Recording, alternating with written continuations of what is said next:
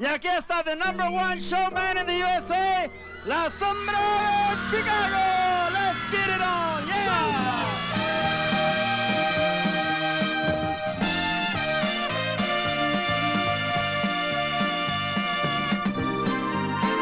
Y ánimo, raza, porque sin ánimo no se hace nada.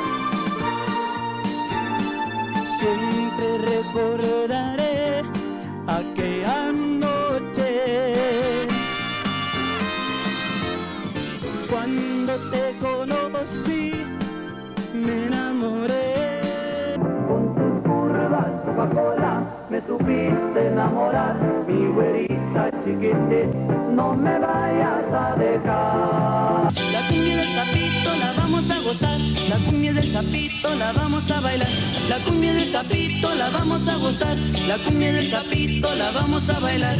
¿Quién está sentada en aquella banca de pierna cruzada? Será la Sancha, dicen que ya varios ya traen ojo, con una mirada los vuelve locos. This is the ultimate shock 88, La Sombra.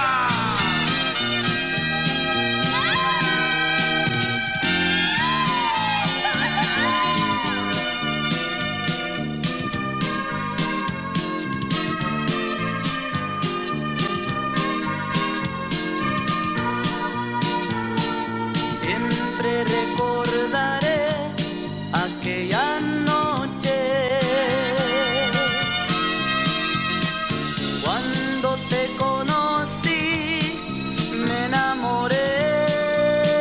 Cuando me junto con mis homeboys y agarramos la parranda, let me tell you that's what's up, that's what's up. Si le entramos a la borrachera, no hombre, cállate, traguito de tequila. That's what's up, that's what's up. That's what's up. That's what's up. Man, ladies and gentlemen, Tony Guerrero's here, man. Asústame one time. ¿Qué pasó, Tony? How you What's doing, up, man? man? Pues aquí nomás pasándola. I'm glad to be here, bro, because you know what? I hadn't seen you in so many years, man. I know, bro. So, you know, it's like you're part of the family, and a family member, and I hadn't seen you in so many years, you know. And I'm so glad I'm here. And I'm so glad that I'm here with you. And but you know what? We're live already, right? Yeah, we're live already. Can they see me? Yes, Oh, yeah. of course. I said, I told you guys you should have came with me. Yeah. I told you guys you should have came with me. Look at this shirt. Yeah, Look at this shirt. I don't know if you can say it or not, but it's badass. Yes. Yeah. Yes. And because you didn't come, now you have to buy it. Yeah. I got mine free, but now you have to buy it. And you can buy it where? Yeah. You could go to or text 956-641-3241, right, babe? That's what it is? Yes, Okay. 956-641-3241. She'll get the text and all that. Yeah. But we have a description at the bottom where you'll be able Yes. to follow some directions and you can order a shirt. Yeah. We got some new ones coming out, bro, this week. No, hombre, bro. Se van a ir como pan caliente, carnalito. Oh, man, I'm sure, man. Look at this. Hey, it's an honor for Tony Guerrero to be wearing that Yes. shirt, dude. What are you talking about, bro? Ladies and gentlemen, welcome to hashtag PVT Monday Night Live, number 13 from the My PVT Network studio.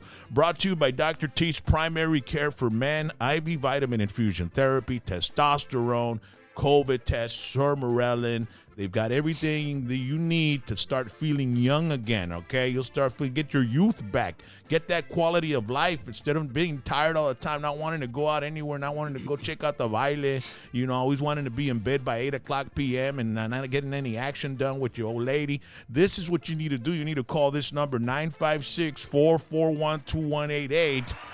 All right, and on Thursdays it's for women, but women, I'm sure you're going to get that number down. You're going to give it to your husband. You're going to say, you better call tomorrow morning and make an appointment because I want them to check your testosterone, make sure your testosterone are at a therapeutic level because I need some action, honey, you know? So, all right, there you go.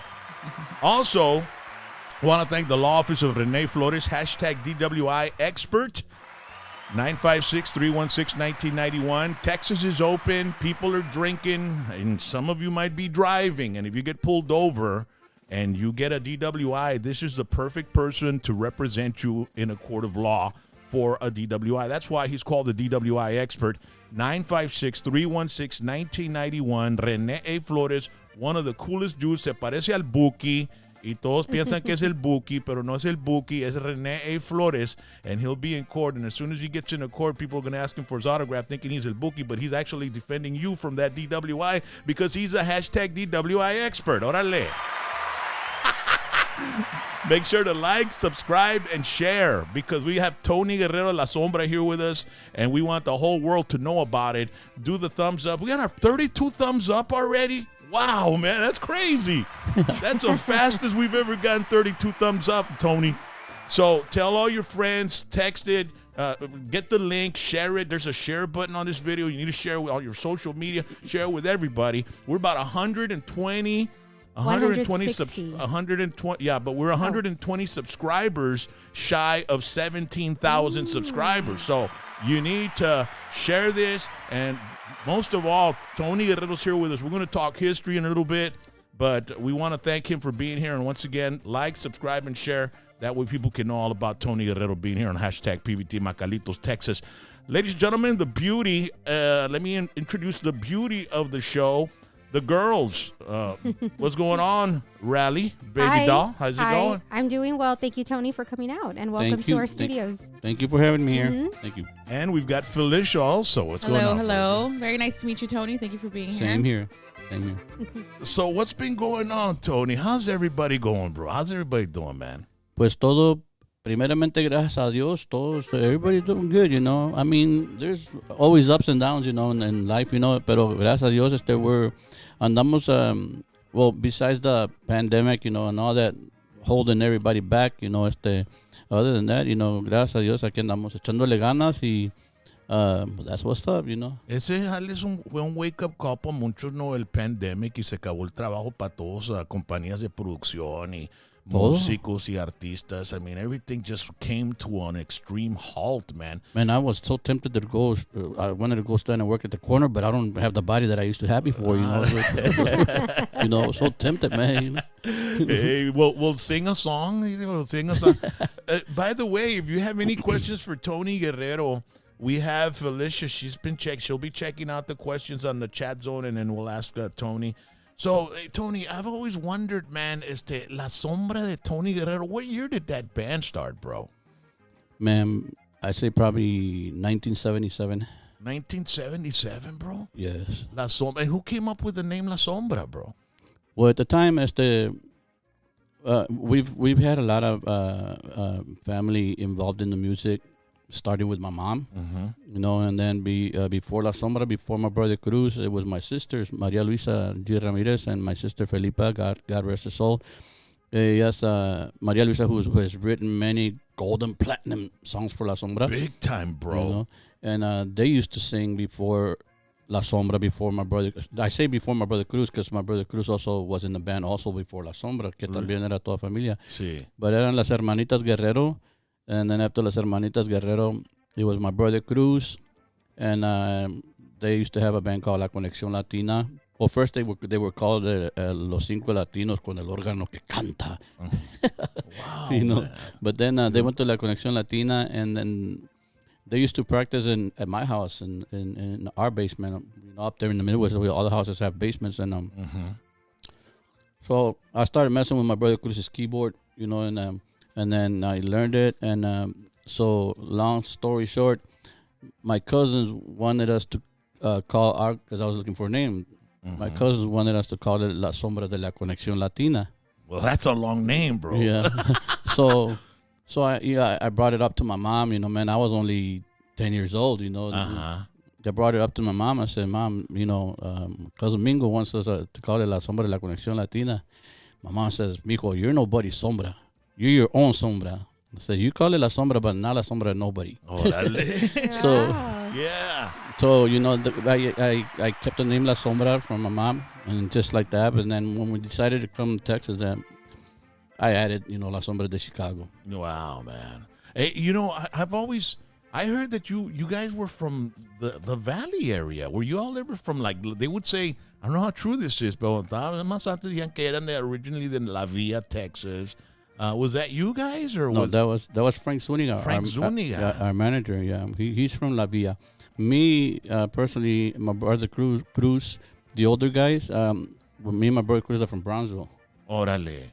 Harvey and Pepper, which are the original guitar and bass players de La Sombra, ellos son de aquí de McAllen. Órale. You know, and pero I don't know about Harvey and Pepper, but me and my brother Cruz, you know, we nos íbamos a las piscas. Sí. You know, con las familias back in the day, you know, ya sabes cómo se iban las familias para el norte a trabajar en las labores. En los summers mirabas las casas con plywood en todas las ventanas porque se iban a jalar. Yeah, that's what's up, you know, that's the way it happened, you know, y pues that's how we ended up there, you know, one year, mi papá, se encontró un trabajito de a factory job, you know, that he decided not to come back during the winter time. Man, that was cold the first winter we stayed up there. I can imagine, bro. Chicago, pa allá, pa ese rumbo.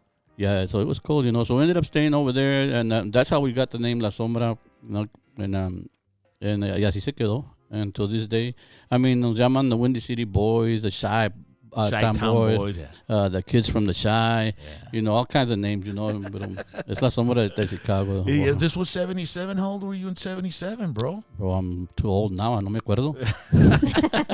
What year were you born, man? I was born in 58. 58? Fíjate, bro. So how old does that make Tony then? 58. Girls are the math. Wait, don't tell him my age. I already told him the year. So you're 62? Yes. Dude, you don't even look 62, bro. Well, thank you. Wow. Are you? Well, I might not look 62, but I feel like I'm 80 though.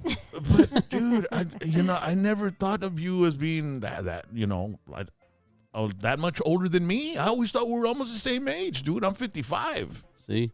So you were 7 years old by the time I was born, man. Yeah. That's crazy. Yeah. Man, so in 77, you were almost, 20 years old? 58, 68, 78? Yeah, you were 20 years old. You were going to be 20. You were 19. Yeah, something like that, yeah. When La Sombra de la Conexión Latina began. Tú no eres la sombra de nadie, Antoné. Tú no eres. I'm my own sombra. See, walking right behind me. And that happened, man, because you guys outdid that band for sure, man. So 77, you started the band. What happened after that?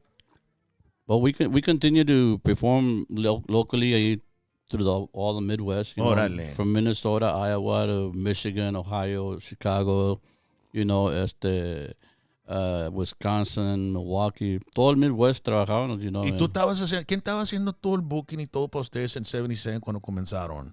Ourselves. Sí, no tenían management o nada, ustedes estaban haciendo las tocadas y todo. Yeah, my nephew Jesse was only like 9 years old on the drums, I think. Jesse Huerta. Yeah. Yeah. ¿Y qué es lo que pagaban en 77, bro? ¿Unos 100 bolas? ¿500 bolas? Hombre, we would go play for free. Sí. Fíjate. No, that you were already trying to, you know, mold the band together. Yeah. Y cuando comenzaron en 77 no tenían pitos o nada, nomás no tenían coronetas, nada de eso. No, it was only a 4-piece band. Okay, bass, acordeón. ¿Y tú estabas tocando el acordeón? No, I was just playing keys and singing, and my nephew Jesse was on drums, and a cousin of mine, Frankie Trevino, who later came back with La Sombra, but at the time he was playing guitar, and then Henry Salas was playing the bass. Órale. Henry didn't know the difference between a bass guitar and a guitar. No. Yeah, because me and Jesse and my cousin Frankie started practicing in my house. Because, again, my cousins had their equipment there. So we needed a bass player. So Henry Salas, kid that he used to go to school with us, you know, he heard that we were looking for a bass player. And he goes, hey, man, I play bass. I said, okay, well, bring your bass. Bring your bass tomorrow. And we would all walk to school, you know. So he comes the next day and brings a guitar. You know, it wasn't a bass guitar. So I go, okay, I play something for us. So he started going, think. Okay, come on, let's go, man. Let's go to practice. You know. So we went to practice, and I told him, I said, man, that's not a bass guitar. That's a guitar, you know. So we got him a bass, and I started teaching him how to play bass. But you know, I play everything by ear. Hey. So I would tell him, you know, hey, you're gonna go 1, 2, 3, 4, 5, 6, 7, 8. Then you come over here and count another 1, 2, 3, 4, 5, 6, 7, 8. Then you go back, you know. And he became a badass bass player. Bass player. Yeah. Oye, and you, when did you start playing instruments? At what age were you playing instruments? Man, I was little, again, in the basement, me gustaba mucho the brass. My favorite instrument is the drums, to be honest with you, Pero me gustó mucho el brass when I first saw Carlos Guzmán with los jóvenes, when they had 3 trumpet players and they were all doing all this crazy stuff. Bro. It sounds great, bro. So when I saw that, I told my dad to buy me a saxophone. So my dad bought me a saxophone, and I would play Carlos Guzmán's vinyls back then. Man, I couldn't pick it up, So I told my dad, "Can you give me a trumpet?" So he went and changed it for a trumpet, and I tried to pick it up again, and I couldn't. And at that time, again, my brother Cruz, and then they were practicing. I started messing with the keyboards. I picked up the keyboard pretty easy. Because I've seen you play accordion too, bro. Yeah. Pegas al acordeón, bro. Una vez te inventaste un pinche accordion ahí en el Villarreal Convention Center. Me toqué bien curado. Digo, oye, el Tony saca la dada con el acordeón. You were going down the tables and just serenateando everybody around there, bro. Yeah, stand on the tables and everything. Just doing crazy stuff, We wanted to be different, than... Yeah. And that's what was catching a lot of the people's attention, doing different things. And it came to the point to where, we were... totally all Tejano group, and then I just thought one day, I said, man, we need a accordion in the group, Nobody wanted to play it, and there wasn't too many musicians in the Midwest at the time, and so I ended up picking it up myself, and learned it by myself. ¿No conoces a Juve Aldaco, el de allá de Lansing, Michigan? El vato tocaba acordeón también. La familia Aldaco, Grupo Aldaco, they're from Lansing. Lansing isn't far from where you were at, right? Sounds very familiar. Yeah. Sí. Un saludito para Juve Aldaco, man. And I met him through Ricky Smith. Okay. De La Movida. You remember La Movida? Yeah, I remember. Back in the day, con la guitarra y biker y la chingada. Well, you know what? Before La Sombra came to Texas, we would come, pues trabajábamos en las labores, and then my dad got the job out there, so we would come down to Texas every year for a 2-week vacation. And the first vacation that we came back to, we ended up going to this place called La Casa Blanca in Brownsville. Sí, I remember that place. And Ricky Smith was playing. Sí. Yeah, that was the first group I saw. And then the next day we went to some wedding ahí in Brownsville también, and estaba tocando Carlos Moreno. La baby doll. Yeah, man. Let's see. I got some a ver, tengo algo de Ricky Smith. A ver, vamos a ver. La movida, aquí está. Let's check it. We're going to play some music too, ladies and gentlemen. Aquí estamos con legendary, iconic Tony Guerrero. You remember that? I remember that, man. La guitarrita, bro. La guitarrita. And it was Pio Treviño singing. Yeah. Pio Treviño was a singer, man. Yeah. So llegaste a Brownsville y fueron para la Casa Blanca en Brownsville. Yeah. Cada noche pienso en ti, mi Y ahí amor. estaban jamming estos vatos. Yeah, they were, bro. I was freaking out, with the smoke and all that stuff. Hey, it's a show, bro. That's a show. Yeah. All we did was, we didn't know, at the time, we didn't know anything about effects and stuff like that. We would do all the, with just choreography and stuff like that. Sí. So that's what. So estaban tocando en el Midwest y estaban buqueándose solos ustedes y trabajando del 77 hasta el 80, somewhere around there. ¿Cuándo era que se comenzaron a arrimar para Texas y todo? Is that Frank Zuniga was in Chicago and he found out about you guys, or how did that connection come together? No, actually, he came to our house to come check us out at one of our practices. And had you all contacted him to maybe come and maybe get you some gigs and stuff, or what? I don't even remember, bro. I just remember he came to our house. I don't know if I asked him to come or if he said he would come and check us out. Or I think maybe I asked him if we could, because they were the ones that would do all the shows, the shows in Chicago. You know? I think that's the way they happened. I think I asked him, if they would hire us to perform, for, And then he goes, okay, I'll go. He said, I'll go check you guys out. And one time he came over and checked us out at the house while we were practicing. And what year was that? About 81, 82, or 80? Was Gavino in there already with you guys? Or? No, I don't know. Gavino was not in the band yet. No, estaba chavalón todavía, estaba chavalito. Yeah. Y ahí fue donde empezamos a trabajar con los Unidas en ahí todo el Midwest. Yeah. You got real busy with him? Were they putting you all in a lot of shows and stuff like that? Yeah, they would put us in a lot of shows, Friday, Saturday, and Sunday. Yeah. Yeah, because they would do shows all like I said, from Minnesota to Iowa to Indiana, Michigan, Ohio, Illinois, Wisconsin, Traen Milwaukee. todas las conectas allá. Those Yeah. guys. Yeah, they were like big promoters in Chicago, man. Him and his Yeah. brother, I think, right? Yeah. Yeah, and so he ended up managing you guys, right? Yeah, he started- ended up managing us and se quedó con nosotros for a long time. Yeah, man. I remember meeting him with you guys, and I mean, the guy was all about La Sombra, you know. And I remember when we were doing that video, Caliente Dulce Amor, el vato también. I mean, he wanted like all these cars, and he wanted it to look top notch, man. I'm smiling because as you were talking, I was remembering one time when we were doing sound check at La Villarreal, and you were there with us doing an interview, and where you were so much into the rock and roll. I can't remember what Tejano song we were playing that you say, "Hey, can you guys do that rock and roll?" Remember that? And we started playing the song rock. Yeah. Pues Pepper está desgraciado para la guitarra, vato, y también Harvey para la bass, y Jesse para los drums. You had a great band, bro. Well, see, this is there was a lot of before Harvey and Pepper came with La Sombra. They had a 3-piece rock band, and tres hermanos era Harvey, Pepper, and their older brother Pete on drums. You know, so and me, my passion for music was hip hop, R&B. You know, so we ended up mixing the rock, the hip hop with the Tejano, you know, and did a whole bunch of little different things here and there. You know. So. Yeah, you were fusing and putting and adding brass to the music. When did you add brass to the music? About 83, 84? When Gavino was able to pick it up. Yeah. He was so little. ¿Y cómo se encontraron? Well, Gavino was the only one, porque Tiger Díaz también. ¿Dónde se hallaron a Tiger usted? A Tiger lo encontramos en Victoria. Before that, it was just Gavino. Actually, I got to play one song.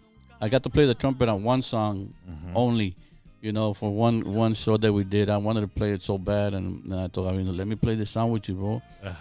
So I played it. I played it pretty good, man. It came out pretty good, but then it was too much work out for my lips, you know. I just didn't like the feel of the trumpet, you know. Yeah, te tienes que ponerte. Yeah, and so...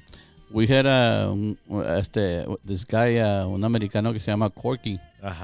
Damn, that guy, man, era bien borracho. No, hombre. Every gig, músico ching. Yeah. Every gig that we did while he was with the band, me traía su botellita. Here, Tony, hold it for me. Don't give it to me. Don't give it to me till after the show is completely over. Hombre, se acababa el show, se le daba, ya, by the time we were ready to go home, ya he couldn't walk anymore, you know. O de perdió uno lo hacía during the show, yeah, porque si no hubieran corrido de volada, ¿no? Yeah. Y estaba desgraciado para los horns, el vato. No, not only that, bro, he would take the show with his harmonica. He was awesome on the harmonica, man, you know. We would let him do a little show with his this was before we came to Texas. Yeah. You know, we would let him do a little show by himself with his harmonica, and he would get the crowd going like crazy. He was awesome. Oh, yeah, bro. I mean, I freak out when I think about you and the guys and, you know, the life you all led back in the 80s, man, living that life of, you know, it was a big band. You guys probably had more musicians in the band than any other band out there. I mean, it's like about eight guys in the band. You had 2 keyboardists. You had a drummer. You had a bass player, you had a guitar player, you had Gavino, you had you, and then you had Tiger. I mean, you had 8 people, and then you got road crew. I mean, you guys, there was no other band like La Sombra, bro, that I remember in that era, bro. It got to the point there where we had the 8-piece band and actually 16 technicians, a total of 16 technicians or roadies, whatever you want to call them, you know. And y pura familia también, you know, so. Yeah. And then your sister writing all the songs, too. Yeah, yes. And, you know, like I said earlier, casi es pura familia, you know. And now, a lot of them have parted from La Sombra, you know. Some of them, my nephew Cursillo's got the Cumbia Kings. My nephew Alex has the K1. And some of my nephews became rappers. My son became a rapper. He's the man out there doing his thing with rapper, you know. Yeah, dude. I was freaking out because I was thinking La Sombra inspired so many of these bands like Cumbia Kings and like, the other ones that you mentioned as well. Ustedes eran como la semilla que sembraron y salieron esos como árboles, carnal, ¿entiendes la onda? Ustedes traen esa onda back in the 80s, bro. Like I said, I mean, I don't remember many bands having that type of show. Even Johnny Canales would call you the greatest show band on earth, man. He would. Ese vato los ayudó chingos a ustedes, ¿no? Yeah, he did. We really appreciate it. We appreciate all the people that helped us out. You did too, you know. So many people helped us out as the DJs, you know, and the radio stations, especially all the Sombraholics out there, you know, still supporting us for going into 40 years already, you know. This is going into 40 years, just counting from 84 when we first released Guirita Coca-Cola, but there was at least another 6-7 years before that, you know. So. Sí. Oye, con Frank Zúñiga, trabajaron con él y de ahí se deshizo ese pedo, que it was about 90, you know, when you guys, because Frank started working as an A&R guy with Freddie Records, I remember. I think it was with Fonovisa. Fonovisa, oh yeah. Or maybe Freddie Records too. Yeah, he was with Freddie too, but he was with Fonovisa because I remember seeing him coming to the radio station and he was peddling bands, you know, other bands for a record label, and I was like, well, I guess he's not with La Sombra no more. You guys broke up and se hicieron this band, okay? Or La Sombra was still going though, right? Yes, we never stopped. Frank went and did his thing, and we continued with ours. He's still doing his thing. Right now he's with Ramón Ayala. And y pues nosotros también, you know, pero todavía esperando lo del pandemic que se apacigüe un poquito más, you know. Sí. Yeah, man. And then you guys signed, you guys were with Freddie Records también, ¿verdad? Yeah, we were with Freddie Records for a long time. Was that the first record label you all signed with? Signed with, yeah. Well, we really never signed. Ah, ¿no? No. ¿Cómo jaló ese jale? Nomás les dijeron, hey, vengan y graben y hacemos el disco y los mandamos y todo. Sí, okay? Yeah, that's the way it was. And your sister was writing all the songs, right? Yeah. And so, was she signed with them, or how was that working? No, she didn't have a contract signed either. So how did that work, man, with the, all the, because the business is what sucks, man, you know, for a lot of musicians, bro. You know, I see a lot of musicians from the past and bands que, chihuahua, man, I mean, quedaron sin nada porque las labels se estaban quedando con todo, bro, ¿entiendes? Yeah, well, honestly, it was something like that with us, you know. That's the way we parted, you know, and now that with all this media stuff, you know, going on, you know, it's kind of hard, you know, when you get blocked on the radio, you know, and they don't play, well, back then, you know, but now, you know, with the media and all that, it's kind of hard for anybody to block you, you know. Yeah, man, no, this whole new technology has really been, it's a blessing and it's also a curse, ¿me entiendes? Yes. Yeah. Okay. They can't block you, but they can get everything down for free. Yeah, they can get everything down for free. And besides that, I mean, you're constantly on it, man. You got to be constantly on it. I see that you're pretty busy on Instagram. Cada vez que abro el Instagram sale un post que has vientado. ¿Vientas uno por día, dos por día? ¿Cómo le haces? Yeah, mostly once a day, you know. I'm mostly on Facebook, you know. On Facebook promoting Lo de la Sombra.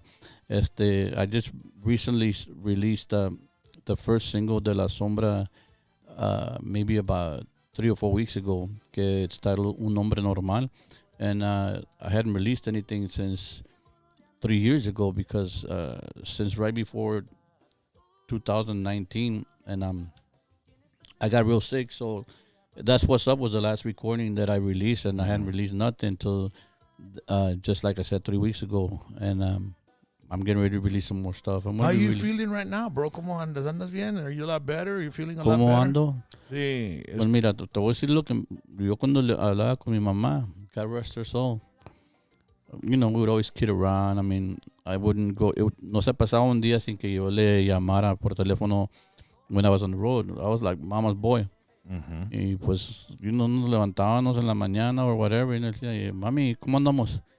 Pues con las patas, güey. I said, okay, ma. Yeah, but you feeling good, man? You feeling a lot better? Because I remember it was probably about 10 or 12 years ago, Estábamos ahí en la ¿Qué pasa? 99.5. You had gone through some health issues. Yes. And how's all that coming along? Are you doing a lot better, Tony? How's it going, bro? It's still a little shaky. I'm doing a lot better, but still a little shaky. Back then, at the time, ¿Qué pasa? I had diverticulitis, so I had 2 surgeries back then, and I carried a colostomy bag. That shit sucks, man. Yeah. The colostomy bag sucks, and I had it on for 2.5 years, and very uncomfortable. And I had 2 surgeries, and se pasó el tiempo, and in 2009, 2016, 17, ya me sentí un poquito, no me sentía bien, I felt my stomach kind of weird, and yeah, by late 2018, and in February to be right on point, I ended up in the hospital 2019, and I ended up having 5 surgeries. 2019. Last year was 2020, right? Yes. So 2000. So you're talking about 2 years ago, then. Yeah. I had 5 surgeries. I had this real bad infection in my stomach. They couldn't get rid of it. And did it all that have to do with the diverticulitis? Yes, it did. It was just like a later on thing. And also with the mask that they had put in me.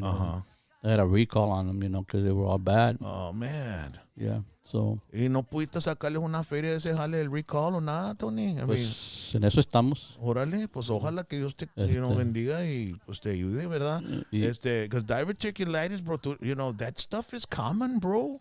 I mean, my daughter had a bout with it, ¿verdad? Yeah, I had a tough time with it too. I actually was hospitalized, and I actually had surgery as well. Yeah, and it's really difficult to deal with, but the doctor at the time did say that it was very common, and that it's very common now in younger people too. So it's just something I think that's happening. I don't know if it's the food we're eating or what, but it is lo que comemos, pero pues you really don't look into stuff like that till it happens, and El Eddie Gonzalez también está en malo ese jale, bro. I mean, I interviewed him a while back, and the guy that was on the show with him and me was the guy that's on your That's What's Up video, the Bajo Sexto guy. Oh, okay. Juan Sanchez, ¿verdad? Juan Sanchez. Yeah, he was on the show, and Eddie he still had that colonoscopy bag, and andaba bien caído el vato también con ese jale, bro. But you know what they were saying? Me estaban diciendo, cuando estábamos chavalos, my grandparents and stuff, ellos se purgaban una vez por mes, carnal, ¿me entiendes? And nowadays, when do we ever take a laxative, to clean our system out? I mean, that's not common anymore. Yeah. Well, no. Me, I have to do it. I found out one of the things that's wrong with me is that my food doesn't digest right. Or it doesn't digest the way it's supposed to. So I have to take Miralax every single day. Yeah. No me da el chorro, but it softens up my stool, So and it's good that we're talking, and letting people know, because this is stuff that can happen to anybody. Exactly. I mean, it happened to me, it happened to you, So it's informative, bro. I mean, I have it's life. I talk about a lot of stuff that goes on in my life. If it can help somebody out, it's amazing, yes. And and they're thankful about it. And they're on the lookout for things like that. What was the symptoms that you had when you were feeling it? You had stomach pain, obviously, right, Fish? I mean, you get stomach pain and stuff? Yeah, in my case, it got to a point where I was laying down in bed, and overnight I couldn't even get up. I couldn't move. I had such excruciating pain. And I had to go to the ER, and it ended up being that. They did a CAT scan and everything. And when I was 16, I was hospitalized, and they had mentioned that it might have been that. So over 10 years, I kind of just, I guess, didn't take care of it, and it got pretty bad. So and it was like a tumor or something. Yeah, I had mine grew to be an abscess, and it was the size of a grapefruit. Yeah. So I was just very blessed, thank God, that they were able to take it out in time. But it can be, it's hard to deal with. You have stomach issues constantly. I did. Me, the first, when I found out I had diverticulitis. It's hard saying it, and I can't even spell it either. Actually, I was working on a song, and my son's mom calls, and she says, I'm going to take me for some McDonald's. I said, okay. So I let my son know, hey, your mom's coming over. She's going to bring you some McDonald's. And so I kept working. She gets there, she rings the doorbell, and I'm not feeling anything. I'm just like normal, working on the song. And then when she get there, she rings the doorbell. So I get up to go answer the door. Man, I didn't even make it to the door. Just a little time, my stomach started hurting so bad. I went to the bedroom instead, and I told my son, "Go get the door. Your mom's there." And then she came in, and I says, "Man, can you take me to the emergency?" And I got to the emergency, and they did the scan test on me or whatever, and they said, "Man, you got to go into surgery right now." So they took me into surgery right away. My tripas had some holes in them also, and so everything was inside my tripas was coming out inside me, you know, and it was that diverticulitis that I had too, you know. So I mean, I wasn't even feeling anything. De repente just hurt me, bro. Just from 1 second to the next, man. Yeah, that's what happened. Same. Somebody was saying que flower seeds o quién sabe que. Well, I've been told not to eat any kind of seeds, you know, any kind of seeds, you know, and different things, you know, and but did then you eat a lot of flower seeds before? I used to. I haven't eaten no more. It's really any seeds. Like they recommend not eating tomatoes because they have seeds in them. Strawberries, cucumbers, everything. Even anything with seeds. Yeah, even the bread with the hamburger, they had seeds. Sesame seeds. Oye, ¿cómo le hacían en el camino cuando estaban los ocho, you know, in the mid-80s, late 80s? You had that whole setup of 8. Andaban en vans y llegaban a la tocada porque ustedes siempre estaban vestidos todos iguales y era un show, bro. I mean, how did you, was it like tiring to be on the road constantly doing? Porque los grupo tejano no eran como los grupos americanos que van touring por 2 años y ya agarran 2 años off, you know. I mean, ustedes tocaron non-stop. Yeah, well, we were just so used to working and getting tomatazos when we would stop and working on the field. I thought mi papá con un tomate, boom, ponte a trabajar, cabrón. So, you know, we learned to stay busy working, you know, and we were just used to, I mean, for me personally, man, the music came out of heart, you know. It's like nonstop. I mean, no sé si decir viejito, pero I'm getting there, and I've still got the love for the music, you know. Pues Chiva, I'm taking you to Denny's, man. Now you get a discount there, bro, and I do too, bro. You know what I'm saying? I was telling my wife, no más en December 28th, voy para el Denny's, pero nada más para decir, dame el pinche special de los pinches senior citizens, que pinche onda, uno recho. Y tráeme doble todo. Dude, I still can't believe you're 62 years old, dude. I can't believe that. I just can't. Can you all believe he's 62? No, I not can't. at all. Honestly, Tony, I'm serious, bro. You know, I used to have this thing, you know, a lot of people would ask me my age, and I would ask them, well, which one do you want to know, la mentira or the real age? ¿Y qué es la mentira? Well, I would go maybe down like 10, 15 years. Yeah. Y te creían, ¿verdad? Yeah, man. So, eight members y separaban. O sea, después de la tocada, ¿dónde comían o que se paraban en un Whataburger y todo? Yeah, wherever, you know. Esa es la cosa de andar en el camino, bro. La dieta está por en que está la fregada, it bro. Is, bro. It is. Well, actually, at first we had just one van. Then we got another van. We would travel in 2 vans, and we got the bus. Then we would travel in the bus. Yeah. So, y el bucecito, qué bárbaro. What kind of bus did y'all have back then?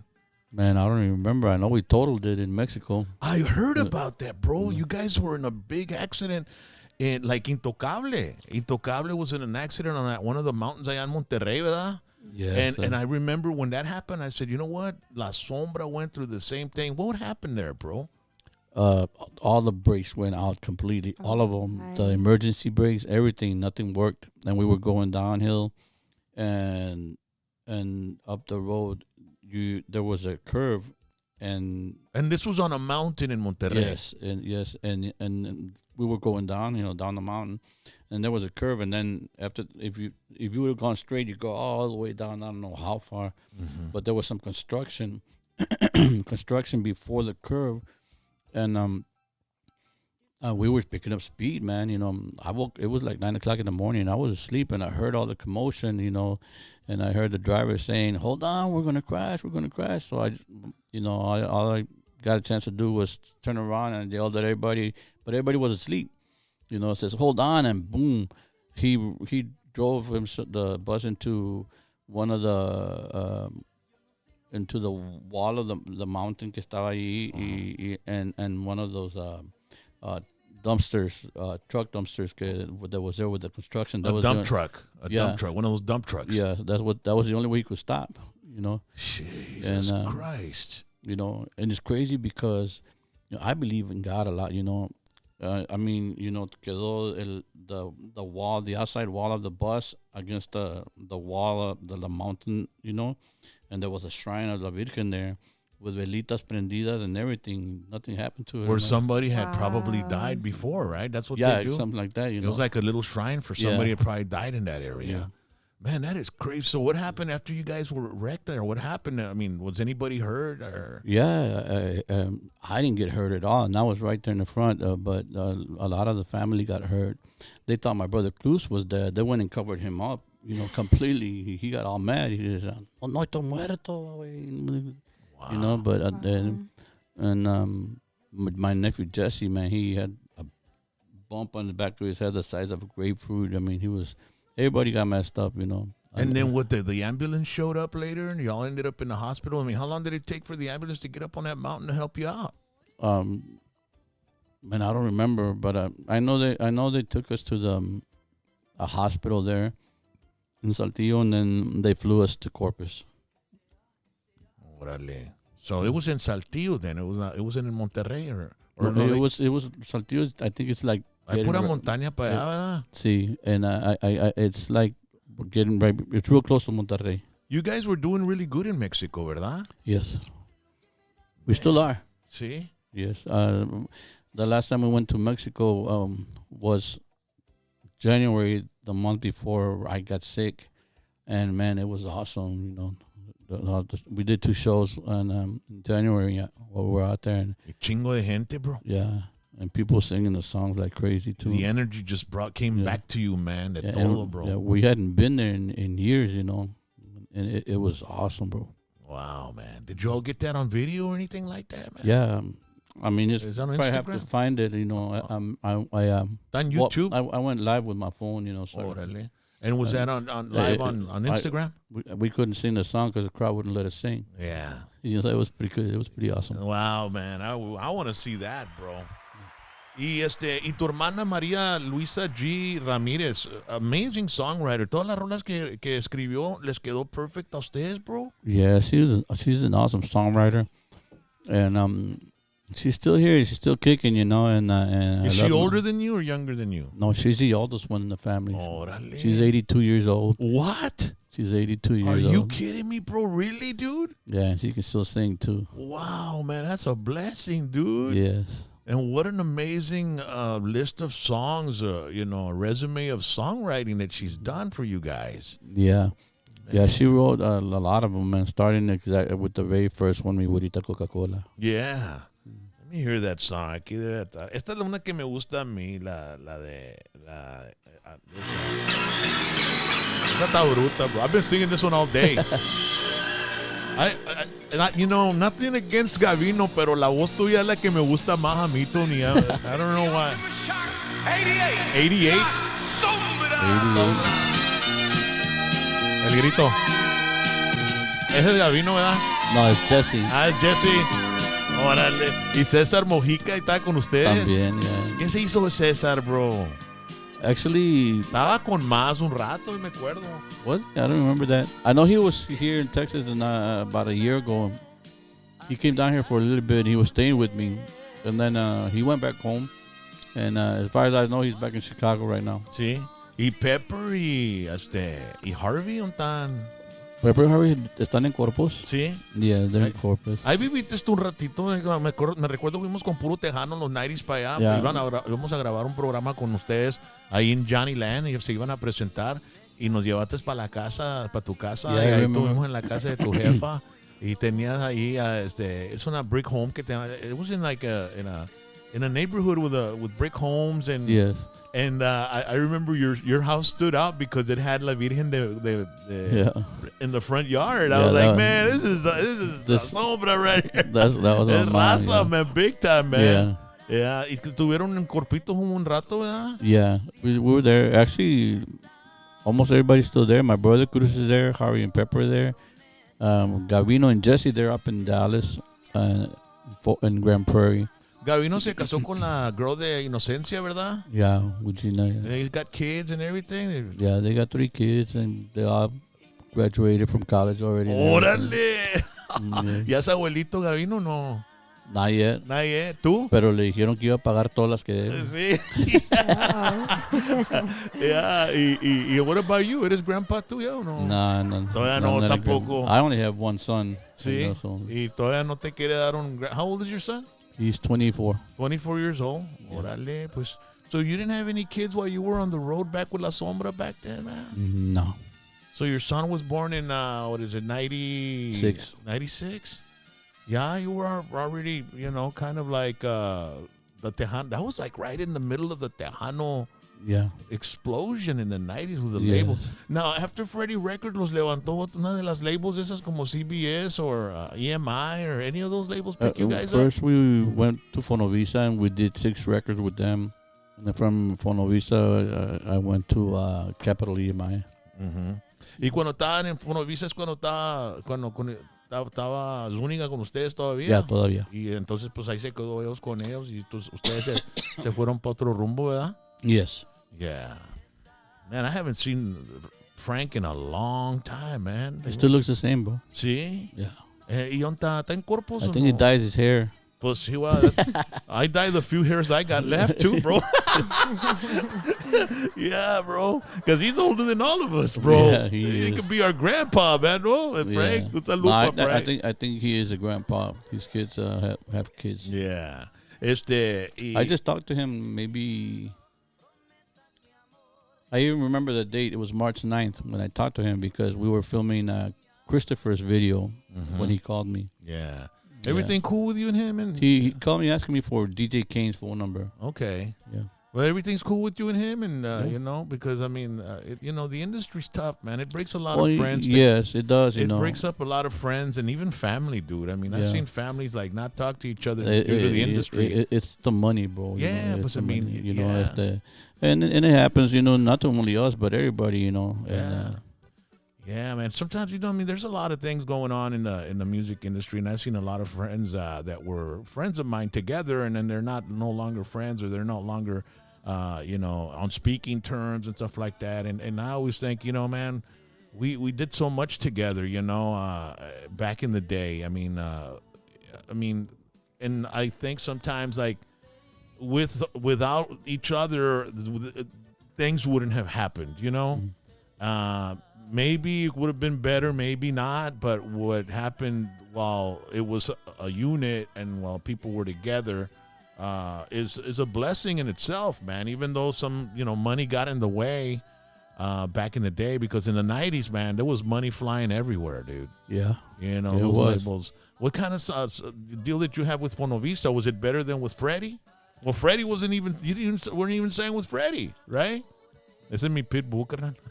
Whiskey this way. Anda investigando. ¿Quién es este vato? I turned around and I looked at him and I said, dude, I think he's going to bite my leg off. Yeah. No. No me quiere que lo toques, vato. Es bien needy. Okay. Yeah, so no estaban con Freddie. Estaban con Freddie. De Freddie nos fuimos con Fonovisa. Sí. Yeah. And then from Fonovisa we went to EMI. Sí. Yeah. ¿Qué tantos discos grabaron con Freddie ustedes, bro? Too many. Yeah? Yeah, too many. Did that relationship get sour también? I mean, was También, yeah. See?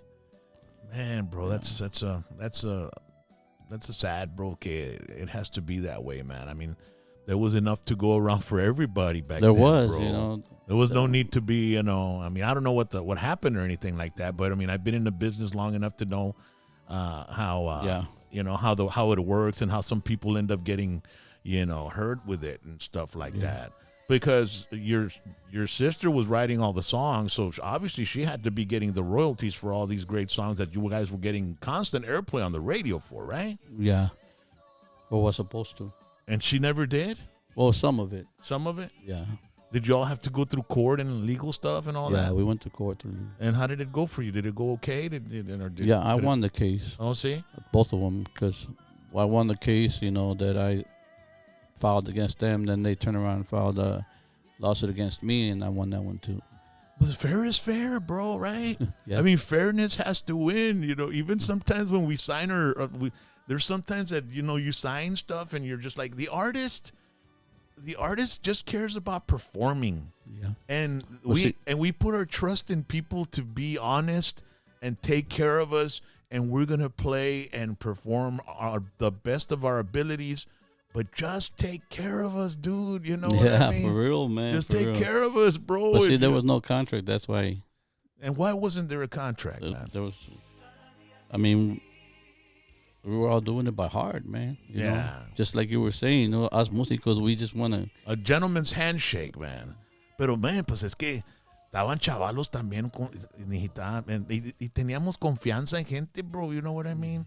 Pero como dices, I mean, llegan 100,000 bolas y te dicen, nomás nos dieron 10,000, I mean, es lo que pasa, bro. Yeah. And we can't tell them, a ver, enséñame. Este vato no me trasteas, okay? And then se hace un borlote. Yeah, exactly. And then you feel like maybe I overstepped my boundaries and maybe I'm kind of like questioning him when I shouldn't be, and maybe I'm wrong. So then all this bullshit starts coming into your brain, Yeah. And you start thinking about, is what I'm doing right or not? But at the end of the day, los músicos, los artistas, no quieren estar chingando con el negocio. Quieren tenerle la confianza a una persona que los va a cuidar mientras ellos dan todo el 100% para la gente. Para la gente y para el arte y también para los que les tienen confianza. ¿Entienden la onda? And it's just like it's sad that it didn't happen like that, man. In a lot of instances, you know what I mean? It's happened to a lot of groups. Yeah, and sometimes, like I always say here, man, a lot of people have this thing against Mr. Quintanilla and all that, and I mean, if you ask me, I mean, he was. Imagine if Selena didn't have Mr. Quintanilla, bro. You know what I mean? She might have gone through the same situation of the sharks in the industry, you know, and it would have been a different story, man. But yeah, man, I'm just glad that you're still around. You're still making music. I hear a lot of things about the Quintanillas. Like I hear a lot of people say stuff like, que ya dejen a Selena en paz, let her be. But you know what? I mean, if anything happens to me, I would tell my son, Papi, you make all the money you can off of me. Mm-hmm. That's what I would do. I would leave everything to my son and tell him, if you can sell my stuff, I don't care how many years I'm dead, you keep selling it, And my legacy belongs to you, mijo. Yeah, exactly, And una cosa que sí me molesta es que how they put Chris to the side. Mm-hmm. Other than that, I have nothing. Well, I don't know any of that situation or any of that business. But no, yo tampoco. Pero I'm just saying, es lo que miro, Yeah, as far as Selena's legacy and the success that Selena had in the early 90s, and she was on her way to bigger and better things. If there wasn't a Mr. Quintanilla involved, in my opinion, it would have been a lot different, I mean, like you said, a lot of times artists put their trust in people to do the right things with them and take care of them. And it just doesn't happen. It doesn't just happen in La Onda Tejana, man. There's people in rap music and English music que quedan en la calle in sports, Yeah. Pero, management and all that kind of stuff. But, your sister, I'm glad you guys won those lawsuits for your sister, man, because that's another thing is writing music. A lot of people don't understand. Songwriters, they don't get to go out and play and make money at a concert. They rely on the royalties that come in from the airplay and all that, and the CD sales and all that kind of stuff. And that's what el vato de the Eagles, Don Henley, el vato estaba bien, no le gustaba YouTube, nada de eso, porque he's talking about the songwriters. There's a lot of songwriters that don't have the capability or the luxury of going on tour and making money off live shows. They just make money off their songwriting. Yeah, And, royalties. and they're being ripped off by YouTube and all these other people Yeah. and record labels and stuff like that. But your sister definitely had an amazing resume of songwriting, man. 82 years old, man. I can't believe that, bro. Yeah, 82 years old. Y Gavino está más chavalo que tú. He's a little shorter than me. Yeah, well, he was the youngest kid, right? In the band, right? Yeah. Well, him and Albert, and like we started talking about Albert a little while ago, and we kind of like pushed him to the side. But Yeah, Albert Diaz. Yeah, Albert Diaz. He. Where did you meet him again? Where did you meet him again? We met him in Victoria. Victoria, that's right. We went to do a show in Victoria, and I think we only had Gavino by himself. Uh-huh. And I think it was in Victoria, and Albert showed up at the end of the show, Man, after the show, he went and packed his suitcase and took off with us. See? Yeah, I think it was something like that, but he explained it. We talked about it not too long ago.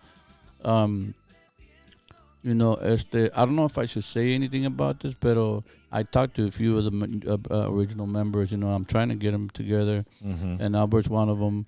If you go through my Facebook, you see a picture of me and him on there, and it's pretty cool, and Albert's a pretty cool person, and también Ray Talamantes, and pero yeah, ¿Y Jesse?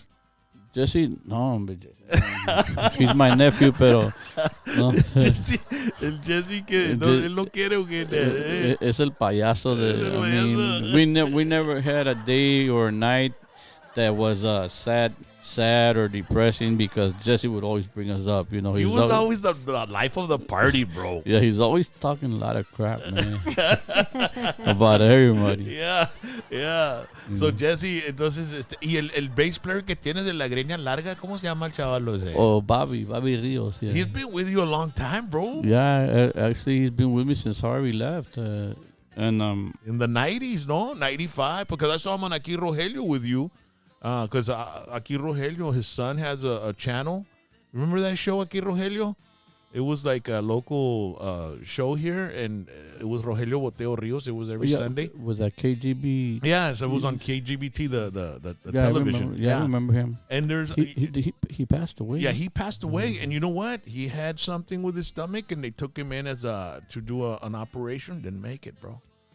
También. So, que en paz descanse Rogelio, but he was my boss, and I learned a lot from him. Very professional man, and a legend, an iconic figure here in the Rio Grande Valley with that Sunday morning show where lots of bands, I mean, there's clips on that channel.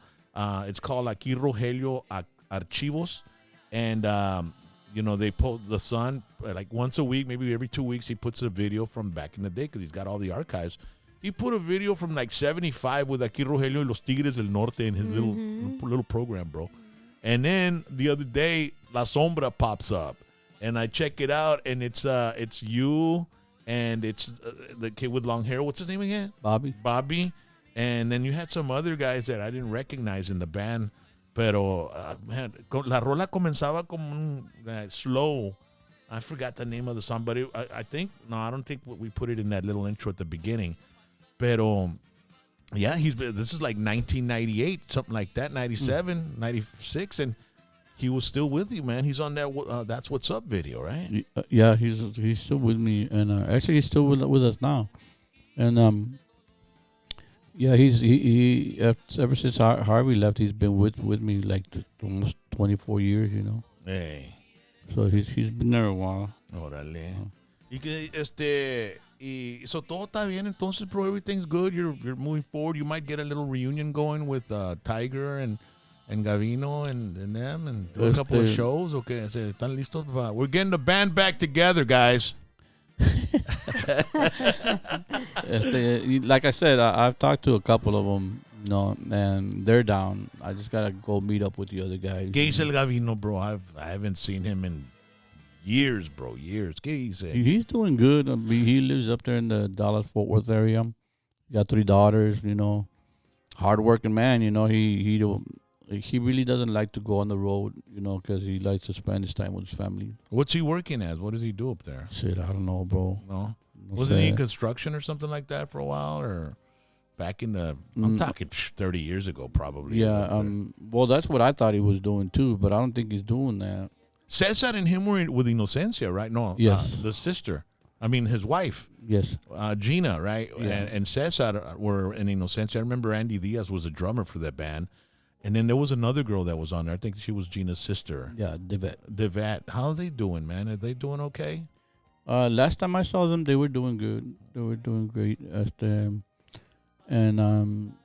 Yeah, last time I saw them, they were doing great. Garino, I'm recording one of his daughters, and we have like about 7 songs ready, done.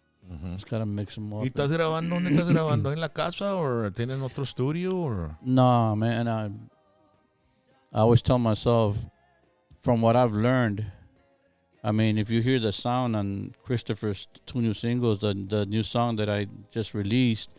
Let's look for it. What's the name of it?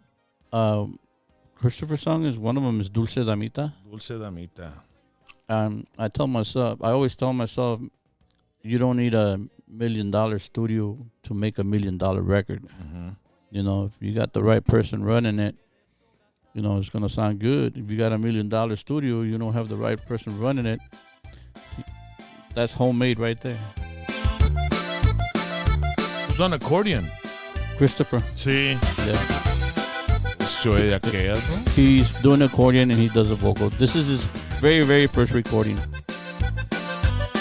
It's on YouTube, Spotify. Oye. Está la sombra breakdown fácil. Ay, mi dulce damita, qué bella sonrisita. Ay, mi dulce damita, qué hermosa tu carita. And this is your son or who? No, I met him in I saw him through Facebook.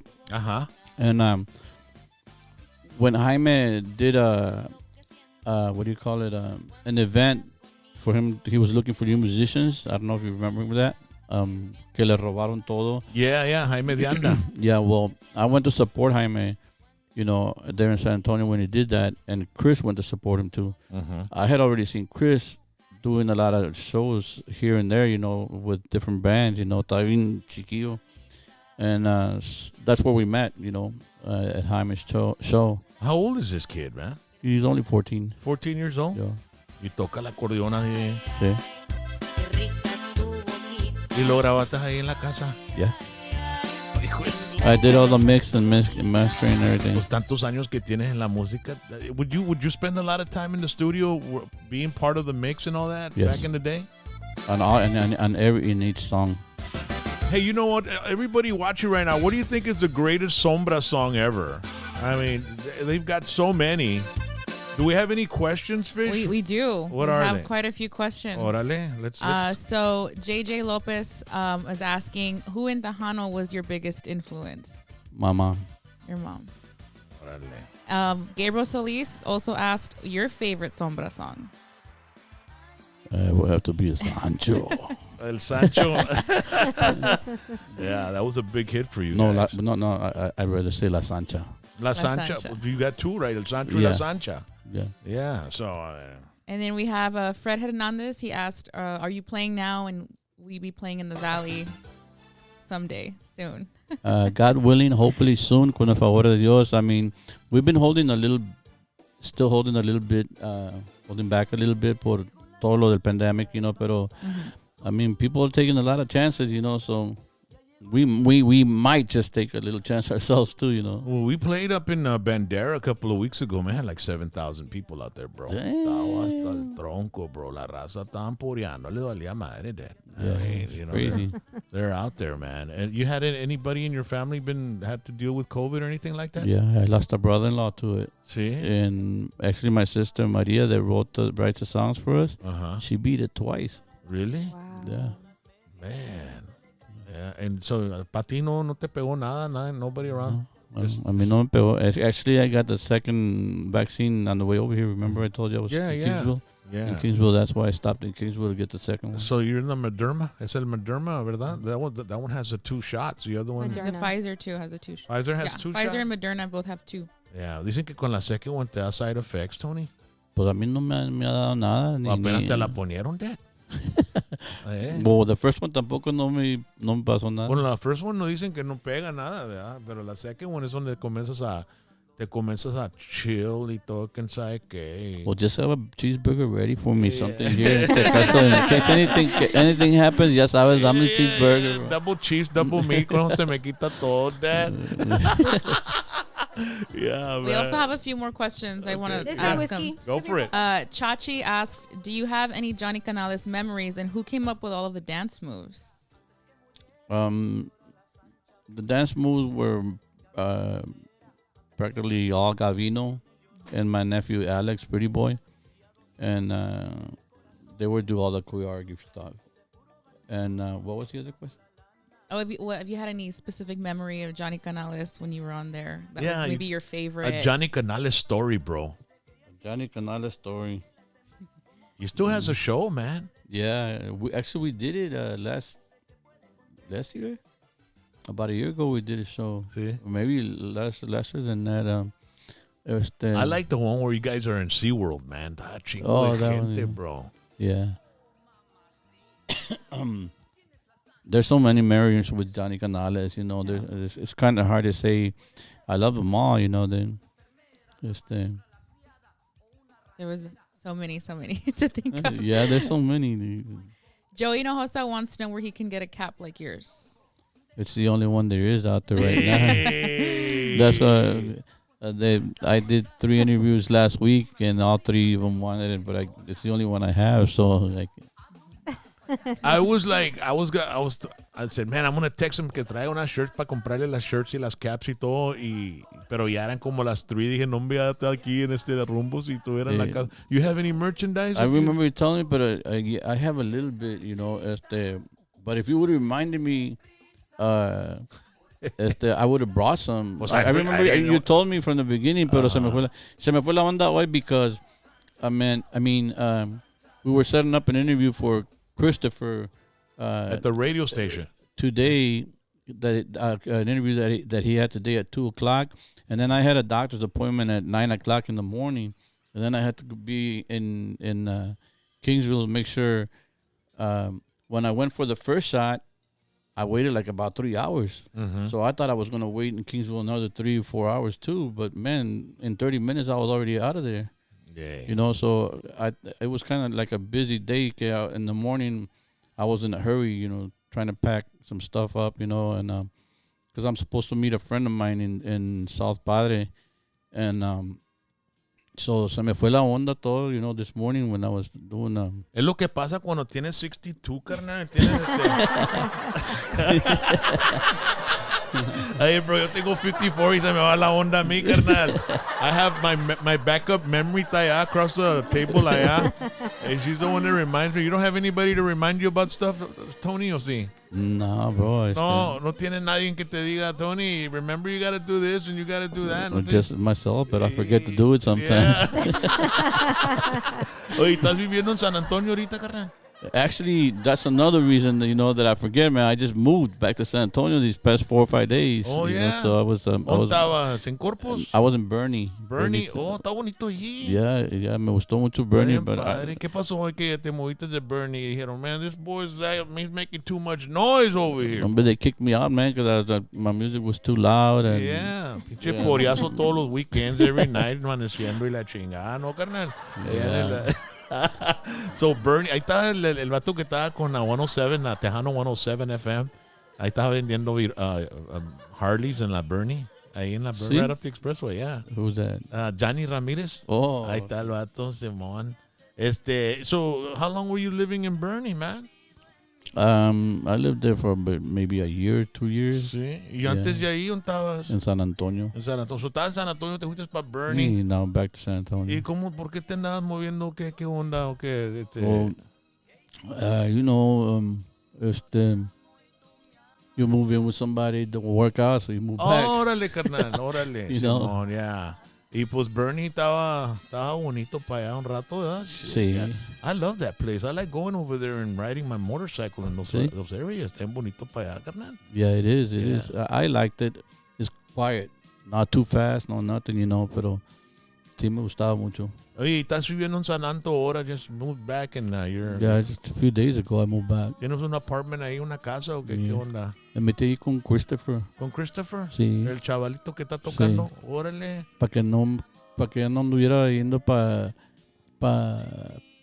¿cómo se dice? Para Bernie y yo para San Antonio, because it's not too far, No, no está lejos. Pero De it's a lot closer, Sí.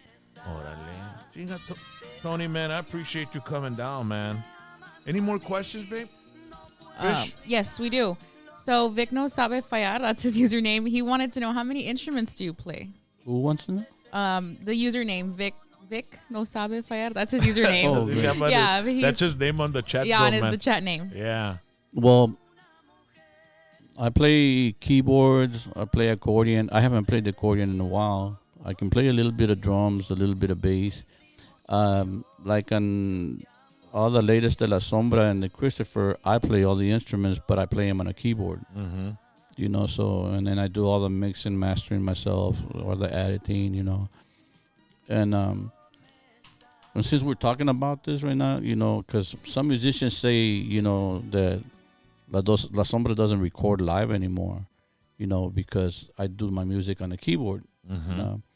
And I always have this guy, saying something about that. So finally I asked him, I go, when you go record, what do you record into? You go in a studio, you record into a machine, right? He goes, yeah. Okay, well, when I record into a keyboard. It's a machine, So it's the same thing. You record into the machine over there, what you play, and what I record, I play with my fingers, with my hands. Yeah. And then you mix, you edit it, and you make yourself sound better. Do the same thing. Mm-hmm. So regardless, it's still being recorded live. Yeah. So I don't know where they get that La Sombra doesn't record live.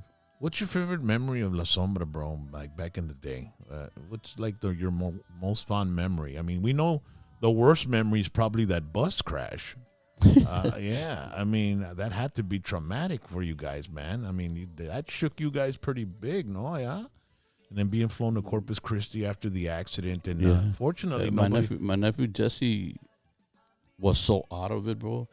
He had a concussion, bro. Yeah, he had the size of a grapefruit, like I said earlier, behind his head, a big concussion, and that he came out of his room in the hospital in Saltillo, butt naked, and he was calling for his mom. His mom was in Chicago. Wow, he was out of it. Yeah, he was out of it. So finally they noticed him and they put him back in his room. He doesn't even remember it, No, but I mean, he was probably hallucinating, bro. I mean, to have a ball that big on your that's concussion right there. Yeah. And then, so what are your favorite memories of La Sombra, man? Back in the day when you guys were doing Promesas and El Sapo and all that stuff, bro. Man, there's so many, man. Well, just one in particular, man, that, Well, there was one that I thought it was pretty cool. It was funny. Mm-hmm. The vet that we mentioned earlier, that she Gina's sister. Yeah, that's Gavino's sister-in-law. Yes. Yeah. We were playing in Abilene, and the stage was only maybe like 2 feet high, and I was always trying to do crazy stuff with the accordion. So she was standing right in front of the stage, and I was playing the song, and I saw her, and I said, grab the accordion, pull on it. So she grabbed it, and she was pulling it, and I was playing it, and she was pulling, and boom, it broke in half. Oh, shit! Oh, And she goes, with half of the accordion hanging in her hand, she goes, just looking at me like that. If it was that would have happened today, Tony, it would have gone viral, bro. Yeah. That would have gone viral, bro. That's awesome, man. Any more questions on the chat zone? Yeah, everybody's asking questions today. Veronica Murillo, she's asking, she put, please ask Tony where we can get all the old albums or songs. I've looked everywhere and not available on Apple or Spotify. Right now, you can't get them anywhere because there's still legal stuff going on with all that. Okay. And what's the legal stuff with with Fonovisa or with Freddie? Is it with Freddie? No, not with Fonovisa. Somebody else now. Oh, somebody else? Yeah, I can't say names right now. Oh, órale, pues it's a legal thing, you know what I mean? Pero, pues, I mean, we find a lot of music on, like... But they can get the new stuff, you know, so it's available. Oh, okay, cool. Where can they get? Well, they can stream it off of Spotify and YouTube, ¿verdad? Pero ya no hacen CDs, bro. Ya no hacen nada de eso. Ahora es puro stream, bro. Y you know, es lo bueno. No tienes que esperar una tortilla o nada, bro. Nomás acabas la rola, súbela, vámonos recio. Y véntala en Instagram y vámonos recio. That's the way it is. Y de ahí si quieres, puedes estar poniendo una rola cada semana, bro. Si grabas 10 rolas, ahí estás 10 meses. Cada mes vientas una rola nueva. Pum, pum, pum. Y videos. El video, that's what's up, bro. Yeah, hell yeah. Any other questions, man? Yeah, Ivan Cardona, he asked, did you have any sort of musical relationship with Selena y Los Dinos? We did a lot of shows with Selena. There was one time that I never forget. It was in Dallas, Texas. And we were doing a show with Selena. And, well, you know, my brother Gavino has that unique voice, man. To me, he doesn't sound like a man and he doesn't sound like a woman. Mm-hmm. But he's got that real different sound of his voice. So we were doing sound check and Selena was there. So they both started singing the song, you know, like a duet while we were doing sound check. And comparing to Selena's voice to Gavino's voice, Selena sounded like the man and Gavino sounded like the girl. I like when Gavino did his first solo album. He wasn't out of La Sombra, right? He just did the side project, or did he get out of La Sombra and do that? No, it was different things that we were trying. We were always trying to do different things, you know. And so, you know, on every album that we recorded, he would always record one or two songs. So that we came up with the idea of letting him record all the songs, you know. Yeah. And going back to Selena, man, you know, Selena's awesome. You know, I mean, she's practically the only one that has made in La Onda Tejana that has made the crossover to the Mexican and the English market. Mm-hmm. She's awesome. Yeah. We also have some comments from the viewers. Alfredo Rios, he says, we used to see these guys play back in California back in the day. They were the best show band. And Thank then you. Felipe Manchaca, salute to Tony from the #1 show band in La Onda Tejana, La Sombra. Thank you. And Freddy Dominguez, my mom still has them recorded on VHS when they used to come down to town. VHS? Mm-hmm. Dang, that's what's up. That's what's up, nigga. Oye, ¿ustedes tocaban de coast to coast or? Yeah. I mean, sometimes we would drive all the way from Texas to the Midwest, you know, Chicago, Michigan, Ohio, and then from there all the way to California. Mm-hmm. You know, so it was pretty cool. I mean, we had a bus driver and stuff like that. You know, earlier you said something about, you know, the Tejano musicians are not like the rock and roll bands, you know, that go on tour for 2 years. No, you do not stop. Well, we for 6 years, we did all year long. You know, we would most of our work was in Texas, you know, so we couldn't go back every weekend, you know, and then come back. So we would go back in the beginning of the year. January, we would go home for 2 weeks. Mm-hmm. But we would work also while we were over there. Yeah. And then we would come back 6 months and then go back 2 weeks and work over there and then come back on the road 6 months. And we did that for 6 years. ¿Y les pagaban después de cada tocada? ¿Les daban un cheque cada 2 semanas back then, Tony? Yeah, o les mandaban la feria para la casa? Or, you know, because were you married during the Sombra? I've never been married, bro. I'm scared of that word. Yeah. I'm scared. ¿Por qué, bro? Hey, puro common law, carnal. Puro common law. Así pueden file separate las taxes. I've never been married, you know. Nah, never been married. Man, because back in the day, bro, I mean, in the 80s, man, you guys had a lot of girls after y'all, man. A lot of girls, bro. I mean, dude, I'm serious, bro. I ain't lying, babe. Yeah? These guys would play anywhere they play. There was nothing but girls. These guys were like freaking, what do they call heartthrobs. And if you see that clip of them in SeaWorld, and Gavino goes down to the crowd, it's nothing but girls screaming, bro. I mean, you guys had the pick of your choice, bro, with women back then, right? No comment. Hey, no estás casado, carnal. Oh yeah, that's right. Yeah. That's right. Yeah, but you were talking about Gavino. Bro, but it's back then, bro. I mean, yeah. I mean, it's like, Nah, I mean, you know, one time in San Angelo, they broke his finger, and one time in Washington, they pulled his earring off. I mean, a lot of crazy things would happen, you know. yeah, because he threw himself on the girls up on the crowd and all that, huh? No, actually, he would go, when they broke his finger, he would stuck his hand out to say hi to the people in the front, and they pulled him down, you know, and they broke his finger. No.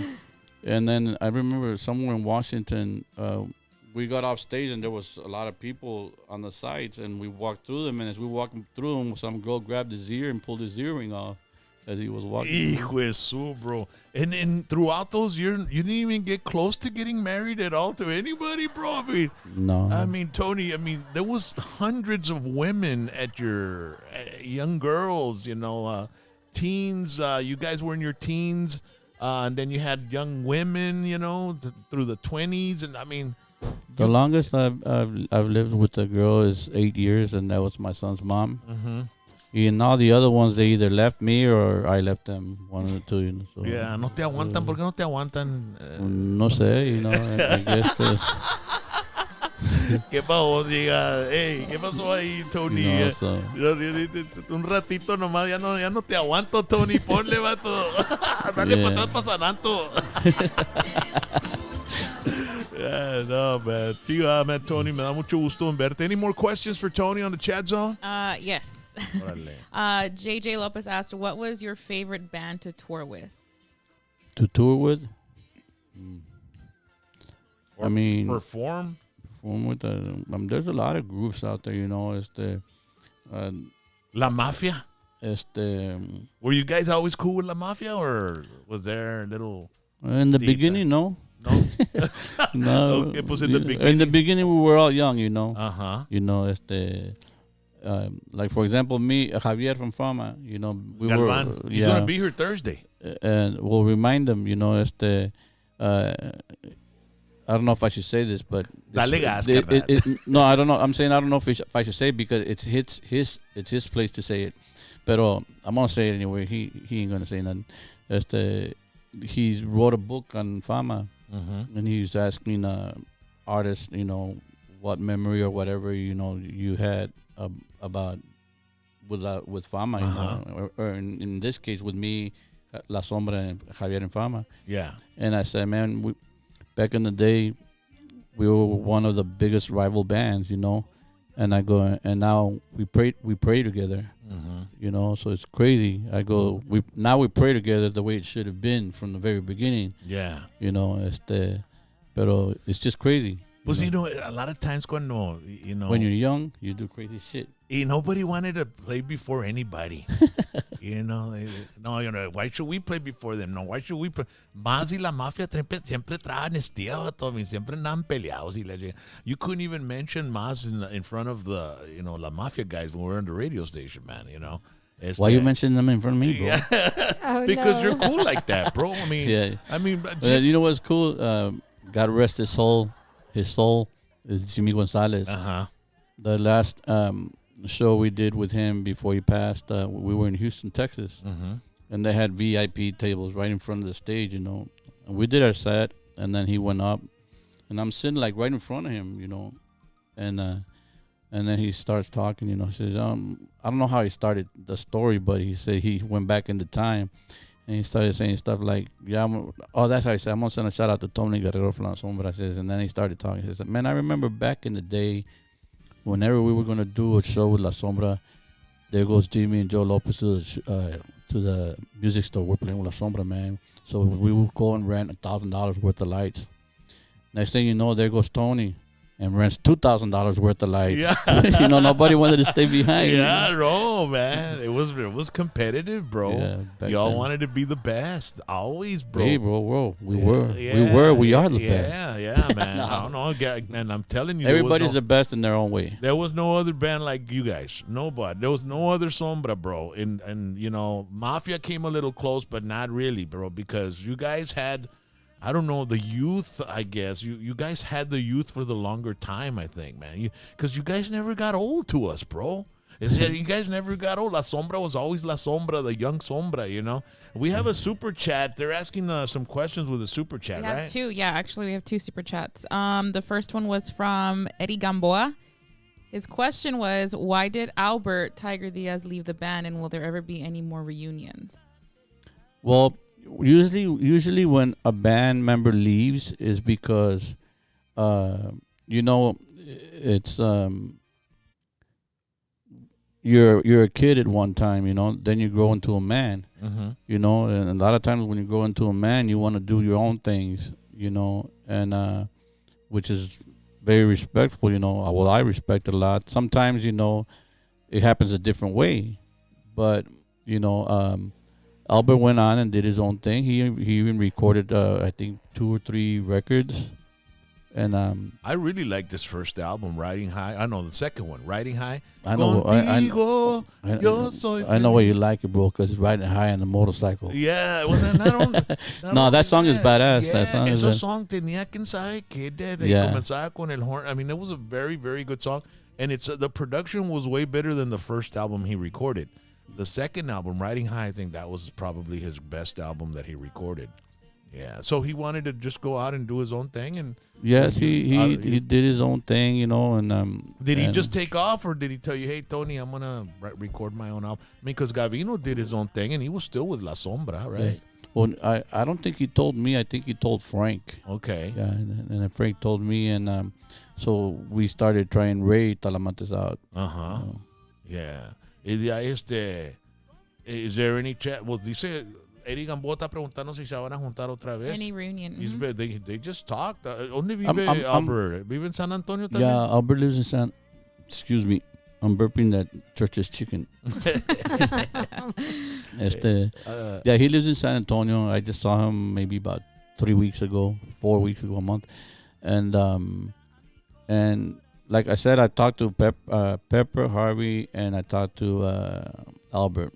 They're down. I just gotta get. Y Cruz también. My brother Cruz with the band right now, so yeah, you know, so I just gotta talk to the other rest of the guys, and I'm still burping the pollo, man. ¿Necesitas un Tom's o algo, carnal? No, you know, I'm glad you gave me the shirt, bro, because you know, when I was at Church's Chicken, I loved the biscuits, and you know how they got the honey on it. So I was eating in the car, you know, and I tried to get off, but they had the doors locked, so they only had the drive-thru open. So I started eating in my car, you know. But I loved the way they got that honey on the biscuits, and I asked for extra honey, and I put the honey on my shirt instead of the biscuit.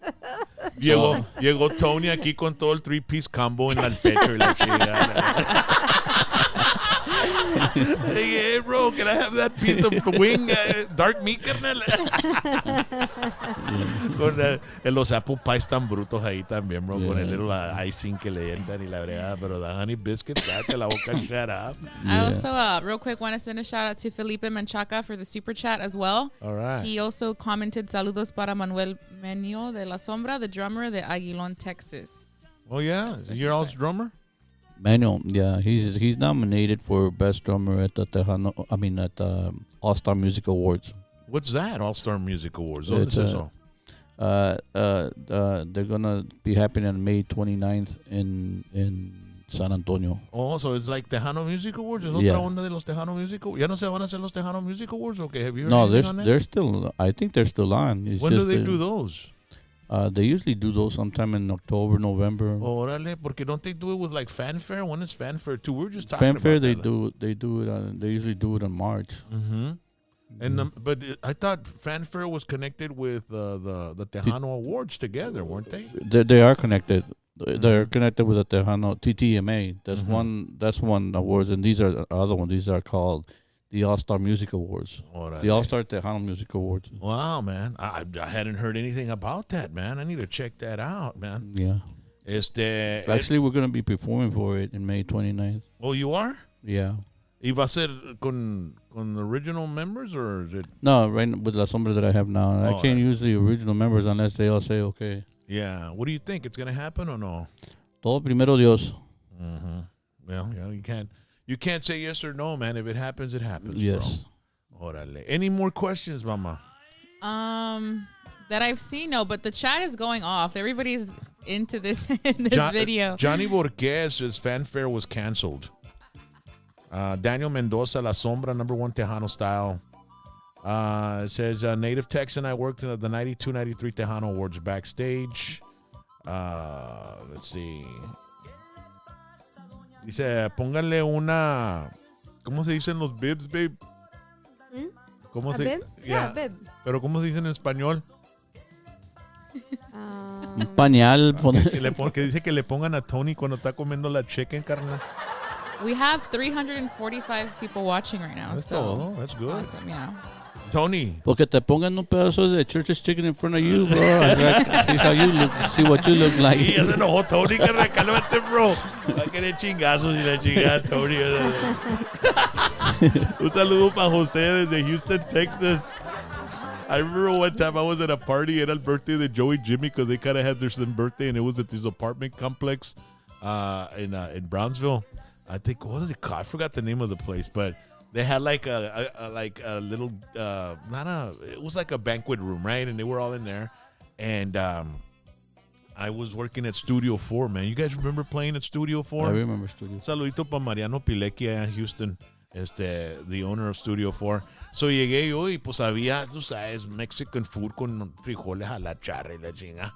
Y llegué yo ahí andaba en de aquellas yo, ¿no? Y fui contra Jimmy. Ahí estaba Jimmy en una esquina, en una mesa redonda con todos sus camaradas ahí. Y trajo a Jimmy chingos de frijoles a la charra en la camisa, carnal. Le digo, bro, pues me voy a echar unos poquitos frijoles en el vaso carnal. And then I was like, I never really thought about Joe Lopez and his singing ability, you know. I mean, I knew he sang. I liked the songs and everything. They had some mariachis in there. And then Joe shows up. And all of a sudden, he just like, the mariachis are singing. And then he just belted out like a part of a song with a mariachi. Bro, it blew me away, dude. See? I was like, wow, man, freaking Joe has just hearing it live like that. It was like amazing. I must have been like 21 years old, something like that, bro. But man, I mean, just an amazing musician, Joe. And have you talked to Joe or have you seen him or anything? He's doing something already again, man. No, I haven't seen. Well, I've seen him on performances on Facebook. That's about it. What do you do during the weekends and stuff? ¿Sales a ver grupos o te quedas en la casa? ¿You a homebody o qué onda? No, I stay home and work on some music most of the time. Mostly 24/7 right now. Qué padre estar en la casa, ¿verdad? Well, it's that, you know, I being in and out of the hospital almost all year for 2019, it backed me up a lot. Uh-huh. You know, I think, like I said earlier, you know, that's what's up with this last one I recorded, and I just recorded one that's like I released one song in 3 years. You know, mm-hmm. You know, so I was really backed up. You know, and so now we're already releasing Christopher's music, Sombra's music. You know, mm-hmm. So. Pepe La Pew, me acuerdo también. Yeah, he got canceled, bro. El Pepe La Pew ya no lo puedes tocar esta. No, a Pepe Le Pew le vale madre. He's still on the Sombra's song list. Yeah. But he did get canceled over there. Sí, los cartoons ya lo quitaron porque andan nomás besando las babies y los gatos y todo ese gato. ¿Verdad? No. Well, did you see that? Did you see that post I posted where he says, how can they discriminate him that he's kissing a girl, but he's trying to kiss the same girl for 75 years. Mm-hmm. You know, and then they put, some of you can't kiss the same person for 15, 30 minutes or seconds, you know. Uh-huh. So how can they do that to Pepe Le Pew, man? Ese jale no me cae a mí, bro, canceling stuff, you know. I mean, they're canceling this guy, you know, Pepe Le Pew.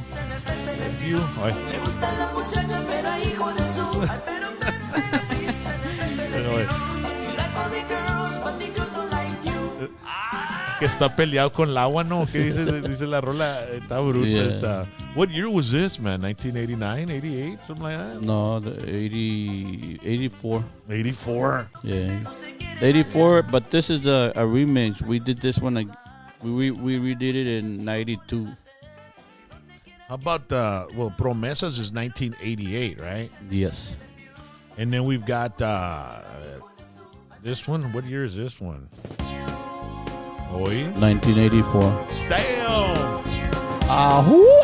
Chiquitito! Eso!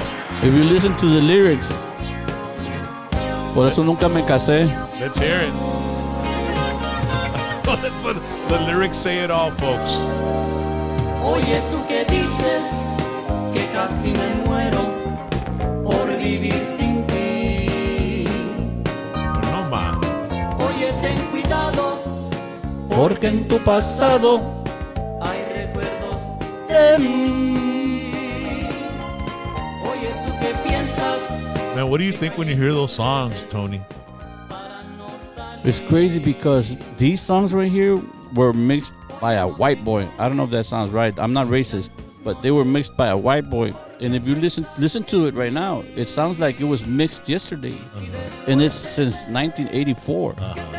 You know? Well, is that off the Güerita Coca-Cola album? Yes. Yeah. You know. El Harvey se guacha bien viejón en el picture, ¿sí, carnal?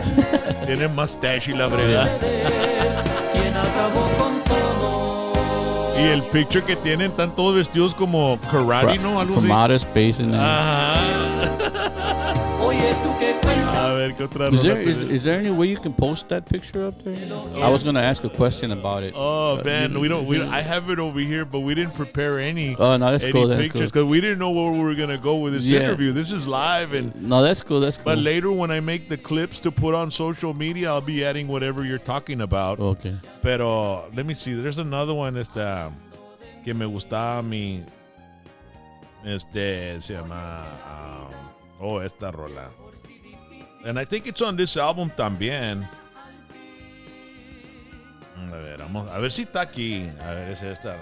Voy a tomar, ya no me importa nada. Damn straight. Voy a tomar hasta la madrugada. That's what's up. Ya mis vecinos vinieron con la queja. Y me importa. Que soy borracho, que no tengo vergüenza. Y me vale. That's 84 too, right? No, that was. I think so. Mi Güerita Coca-Cola también. Oh, I like this one over here, bro. Mario Flores asked also if you could play Virgencita de San Juan. Órale, ahorita, but this one. I like this one right here. Let me see. Vamos a ver. Tú sabes, vato, tú sabes qué es la onda ese. ¿Dónde está la carne? Allá. Where's the beef? You know where we got that from? From the commercial from Wendy's, right? No. The beginning of it. Nah. We were here in McAllen. And we were. A ver. Tú sabes, vato, tú sabes qué es la onda. That's Gavino, right? ¿Dónde está la carne? Allá. Okay, we were here in McAllen y andábamos perdidos. Okay. And we saw this girl walking, and we stopped and we asked her for directions for something, and she goes, "No, pues eso está allá."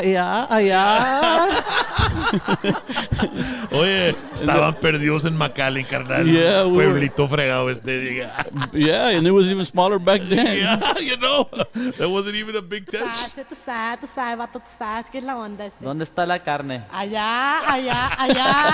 When you say, ¿dónde está la carne? Where's the beef? Y'all remember that commercial with the old lady that's in the back that's looking at the hamburger going, where's the beef? Yes. Yeah, I remember Listen that. to the lyrics. Well, I was getting kind of hungry and I wanted to eat. I took out my mama for some burgers and a treat. Slices of tomato and a lot of mayonnaise. The lettuce and the pickle looking up in my face. But where's the beef? Where's the beef? Where's the beef? La bruta la rola esta, bro. Where's the beef? Man cannot live by bread alone. He needs a lot of juice for his soul and his bones. I got to keep my energy, I need a beef supply. Cause got to keep my baby Where's the beef? Éralo. Where's the beef? Oh, man. Where's the beef? That's why some women have left me too. They can't find the beef. Puro fried chicken, carnal. Puro pollo, puro churches. Everybody say stop, stop, stop. Was this your biggest hit, bro? I would have to say this one and El Sancho. See? Sedan, This one's Sedan. first and second is Sancho, or which one? It's kind of hard to say, bro. I mean, Sancho took us. This went gold and platinum. The Sancho went gold and platinum. The Sancho took us to the Grammys. See. You know, so. But the Sancho came after El Sapo? Yeah. Same, kind of the same formula, pero otra onda. And then Sancha. And, El Sancho sí pegó de a madre también, bro. Yeah. ¿Y esta rola quién la escribió? Que I don't know. Some guys from Chicago said they wrote it, and some guys from Mexico said they wrote it. So, well, you guys handle that. And I'm just gonna sing it. Who came up? Yeah, well, did they like present this song to you? Hey, ustedes graben now, or did you look for it? Did you ask for it, or how No. did that song come about? La Sombra del Sapo, bro. Back then, there was a group named Oasis from Chicago. Oh yeah, I remember them. Yeah, we helped them out for a little bit. Y la grabaron esta también, ¿verdad? Yeah, they had recorded it first, and we took them on tour for like 6 months, and I guess they didn't like it, so they went back to Chicago. You know, so I said, well, man, The road isn't for everybody, bro. Yeah. I mean, you have to know how to fucking handle the road, bro. Yeah. Y so dijeron, hey, vamos a grabar la rola que grabaron ustedes, o le dijeron, o no les tuvieron que decir, nomás la grabaron. No. You Well, took it to the next level, bro. Yeah, yeah. I mean, I don't mean to brag or anything like that, but you know, I haven't seen somebody record it, because so many groups have recorded it, but nobody has made it a hit the way La Sombra did. No, está grande, bro. Yo hasta me canso de cantarla. Hey. Pero- Y la puedes tocar 20, 30 minutos, carnal, y no se paran de bailar. I know, bro, for real. Hey, vamos a tocar a la noche nomás 2 rolas. El Sancho y el Sapo. Y vamos a tocar 2 horas, ¿ok? 2 horas. Ya 2 horas. 1 hora cada uno. Ya. Hoy.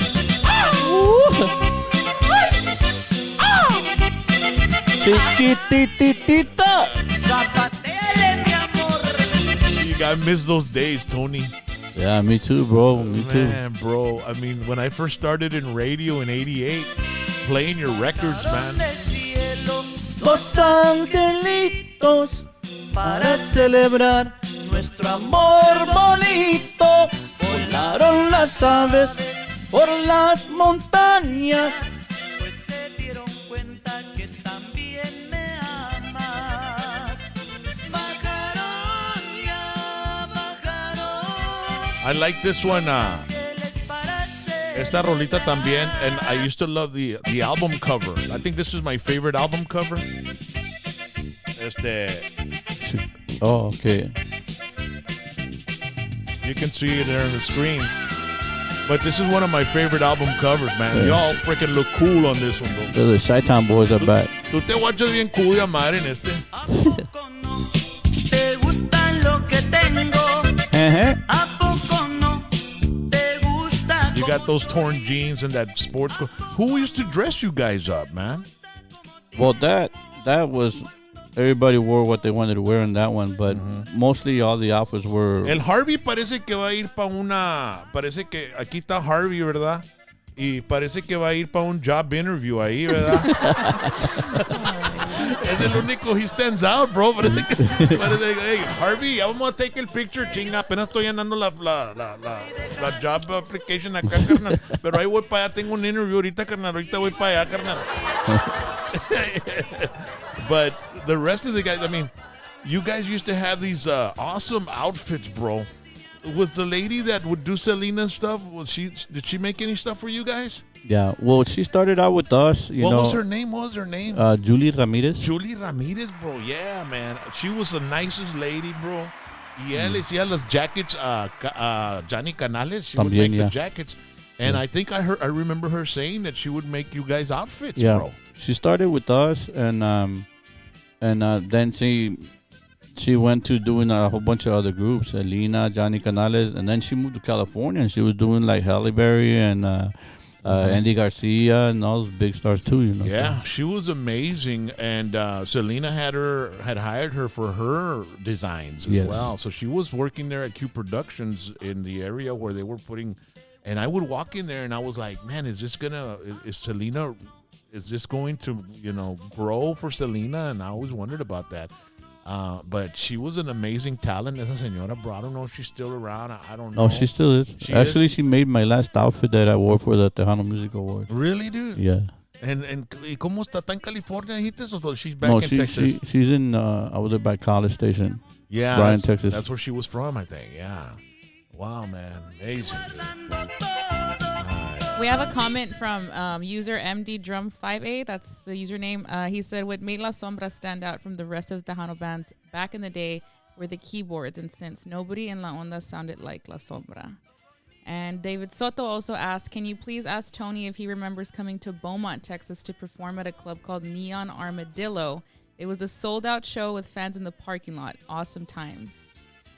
Wow. How many years ago was that? I'm not sure. He just asked if you remember.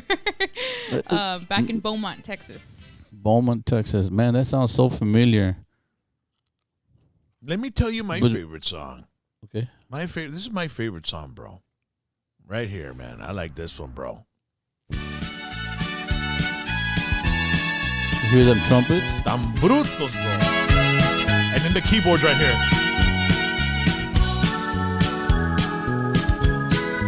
The bass right here.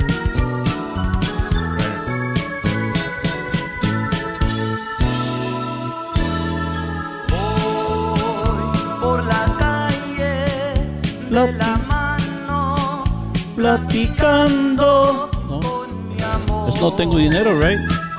Yeah, man. It's No Tengo Dinero, bro. That Juan Gabriel song. That's one of my favorite albums, La Sombra, Chicago's Wild Side. That's why some women leave me too, que no tengo dinero. No necesitas feria, las baby dolls, they can support you, carnal. Consíguete una que ya le está cayendo Social Security check, that. Una cougar, necesitas una cougar, Tony. I'm still young, right? Oh, simple, carnal. Te mando para Dr. T. Ni nada que dar, lo único que tengo es amor para dar. Si así tú me quieres, te puedo querer, pero si no puedes, ni modo que hacer. That's gonna be the highlight clip of my lifetime right there, man. But this album, man, está bruto el cover también, puro leather pants, ladies and gentlemen, watch it. Chicago's Wild Side, el Tony está en el mero centro con una risa de oreja a oreja, carnal. Yeah, man, you were going through some beautiful times, bro, ¿verdad, bro? Yeah. Este disco cuando salió lo tocaba cada rato. También tiene la del Moño Colorado con Gavino en el álbum este también. It was a big hit. Y Gavino y Tiger, hombre, se guachan freaking awesome, man. Ahí con el pinche hairdo ese le ganaban a Pira Studio, carnal, estos vatos, bro. Hombre, cállate la boca. Shut up, man. Vamos a ver, déjame componer este jale. Ya estoy quebrando todo. Estoy aquí todo nervioso con Tony Guerrero. todo y ponerlo a tus pies. Chinga, Tony, I appreciate you coming to the show, man. Thank you. I appreciate you having me here, and like I said before, man, the most important thing to me was that I hadn't seen you in years, and I'm glad to see you. And that you're doing well, and that you're doing this, keeping la onda alive, Keeping it real, bro. Yeah, exactly. Keeping it real. People love the show, and we've been getting a lot of great, comments about it, and people are sharing it, and it's something really awesome. And I have this creative outlet, and I'm capable of bringing in, great artists like you, iconic, legendary artists like you, bro, because for me, in my book, you're up there with the icons, bro, of the Onda Tejana, like Little Joe and, Ruben Ramos and Selena and Joe Lopez and Jimmy Gonzalez. You were part of the pioneering of La Onda Tejana. You and your brothers, your whole family, dude, was an amazing asset to our industry, bro. And I want to thank you from the bottom of my heart, bro, for recording all that wonderful music and, you know, surviving through the hard times and going through the hardships of, you know, the industry, and still smiling today and still trying to make music, doing what you've always loved to do, man, since you were a little boy, man. And it's something that, you know, man, it's just priceless, bro, to me, bro, you know? So, I mean, when you said you were going to come to the show, I was very excited, man. And I was very stoked to have you here, man, because I admire you, and I admire your, you know, your talent, your creativity, and just what you did in the 80s and 90s with La Sombra, and how you inspired bands like, you know, Cumbia Kings and all the other bands that sound like the Cumbia Kings, bro. And you're still there, man. You're still there recording and putting things together and helping the young generation as well, bro. You're still there. Well, thank you very much for your kind words, bro. I really appreciate it. You know, it all comes from the heart. You know, a heart, un corazón que me regaló Dios con mucho amor a la música. You know, estoy muy agradecido con lo que me ha bendecido Dios, y más gustoso con todos los Sombraholics que, you know, que me ha bendecido Dios, you know, because, you know, los Sombraholics, you know, they've supported La Sombra for almost 40 years now. Mm-hmm. But not only the band, you know, but my family as well, you know, and it's crazy, you know, that I see that, you know, that, and I really appreciate that, you know. And I thank you all for all the love and support you have blessed us with, La Sombra and my family. And is it okay if I send a couple of shout outs? Carnal, dale gas. I want to send a shout out to all the Sombraholics out there watching, to some sponsors, también the sponsored Christopher's new video coming out real soon. Sal Flores, Arturo J. Rios, McAllen B, David De Leon, and awesome artists that are going to be also on Christopher's new video, which is Gabriel Zavala. My son Marco is going to be in it, and also Celia Luis from Diamante. It's going to be an awesome video, and the sponsors, I want to thank you all. I want to especially thank you guys, people like you, RocknRollJames, and you know, you know, you play our music, you know, I wish there was no Spotify, no YouTube, because, you know, then people would really have to listen to you guys the way they did back in the day. Yeah. You know. Yeah. You know, and you guys. Records. I used to love the records. Exactly. Man. You know. The covers and the whole thing, bro. The packaging, and it's just, it was. I'm glad we were able to live through that era, man, because you know, the youngsters nowadays aren't gonna. I mean, now they're making albums again. Hombre, you know, a while back, we bought my son like $8,000 worth of recording equipment. His mom bought him a $4,000 laptop with programs, in it, you know, to record, and then software and all that. Yeah. Yes, and then I went and bought him another $4,000 worth of speakers, microphone, studio mic, and drum machine, whatever, you know, because he does rap. And he comes over one day and brings a $4,000 laptop with him. And I asked him, so I bring the CD out. I said, "Hey, Papi, can you make a copy of this? Because I want you to do something to the song." He goes, "Dad, what? My laptop don't have a CD player." I said, "What? You paid $4,000 and you ain't got no damn CD player in it? What the hell's wrong with you?" No, los carros ni tienen CD player ya tampoco. I know, man. You know, I'm still old school, man. Yeah. I still even use floppy disk. Well, if you got any problem with your floppy disk, let me know. I'll send you to Dr. T's Primary Care for Men, ladies and gentlemen. Okay, that's what we'll send you right there, and then that'll take care of that floppy disk right away. Dr. T's Primary Care for Men. Tony Guerrero, ladies and gentlemen. Hashtag PVT. Thank you so much, Tony. Have a safe trip. Y ten cuidado con esa t-shirt, porque si la dejas nomás ahí por donde sea, te la van a levantar y te la van a robar, carnal, ¿ok? I might I might just put a little honey on it so nobody will. We're going to leave you with a word from our sponsors. Thank you so much. Man, we've already gone 2 hours. Just about, yeah. Something like that. All right, ladies and gentlemen, God bless you. Thank you for supporting. Tomorrow night, I have Tetera Tuesday. On Wednesday night, okay? Wednesday night, join us because we're going to have the owner of mattress firm, James Perez, will be with us here, and it'll be with Rock and Chaz. It's an interesting show. He's a big rocker, so we'll be talking to him about old concerts and shit. And then on Thursday, Javier Galvan from Fama will be here. And we'll ask him about the book that Tony spilled the beans on today, okay? And then on Monday, Shelly Lattice, Little Miss Dynamite will be here with us. So, man, it looks like you started a storm, Tony, man. You came in, and now everybody else is coming in after you, bro. Sustame one time. Ladies and gentlemen, thank you so much. We'll see you this week. Hashtag PVT. Tony Guerrero, La Sombra. Eso. Y en mi alma yo he de llevar, y en mi alma yo he de llevar. Diles bye-bye a todos, Tony, a la cámara, Dad. But I don't want to leave.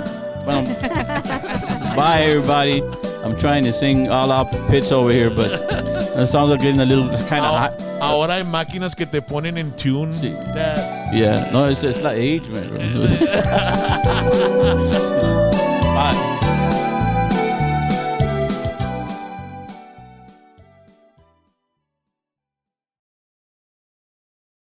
Dr. T's Primary Care for Men wants to remind you that it's time for your annual physical. Call and schedule an appointment today. It's about the body, mind, and emotion. Stop feeling sluggish, having no energy, or being stressed. Even if you have low testosterone, diabetes, high blood pressure, or gained weight, let Dr. T's Primary Care for Men help you increase your energy, stamina, endurance, and quality of life. Start feeling young again. Dr. T's Primary Care for Men is changing the way men's health care is done. Dr. T's Primary Care for Men. Dr. T's Primary Care for Men te recuerda que es tiempo de hacerte tu examen médico anual. Haz tu cita hoy mismo. Es acerca de tu cuerpo, mente y emociones. Deja de sentirte lento, sin energía o estresado. Aún si estás bajo de testosterona, diabetes, alta presión o sobrepeso, deja que Dr. T's Primary Care for Men incremente tu energía, estamina, resistencia y calidad de vida. Comienza a sentirte joven otra vez. Y ahora ofrecemos exámenes rápidos de COVID en ambas ubicaciones. About 3 years ago, I was set at a $300,000 bond for 3 crimes. From one day to another, I went from being, a coach, knowing a lot of parents, people around the whole PSJ area, McAllen, Edinburgh, around the whole valley. From one day to another, I lost all of that. I went to jail for 21 days, and my family met Mr. Flores, and he helped us out. He helped me out to reduce my bond from $300,000 to $50,000. I was back at home, and I went to court for about a year. But Mr. Flores would always tell me, I got it. I would call him all the time, like I'd be freaking out. Mr. Flores, 2, 3 in the morning, I'd call Mr. Flores, and Mr. Flores would answer my phone calls, and he'd be like, hey bro, chill out. It's gonna be all right. Just leave it up to me. I don't know what he saw in me that he believed that, what I was telling him, and little by little, the things started coming out. I recommend Mr. Flores because he doesn't see you as money. He saw me as a family member or as a brother or as, so he treats you with heart. And nowadays, that's, especially in that world, that's very hard to find.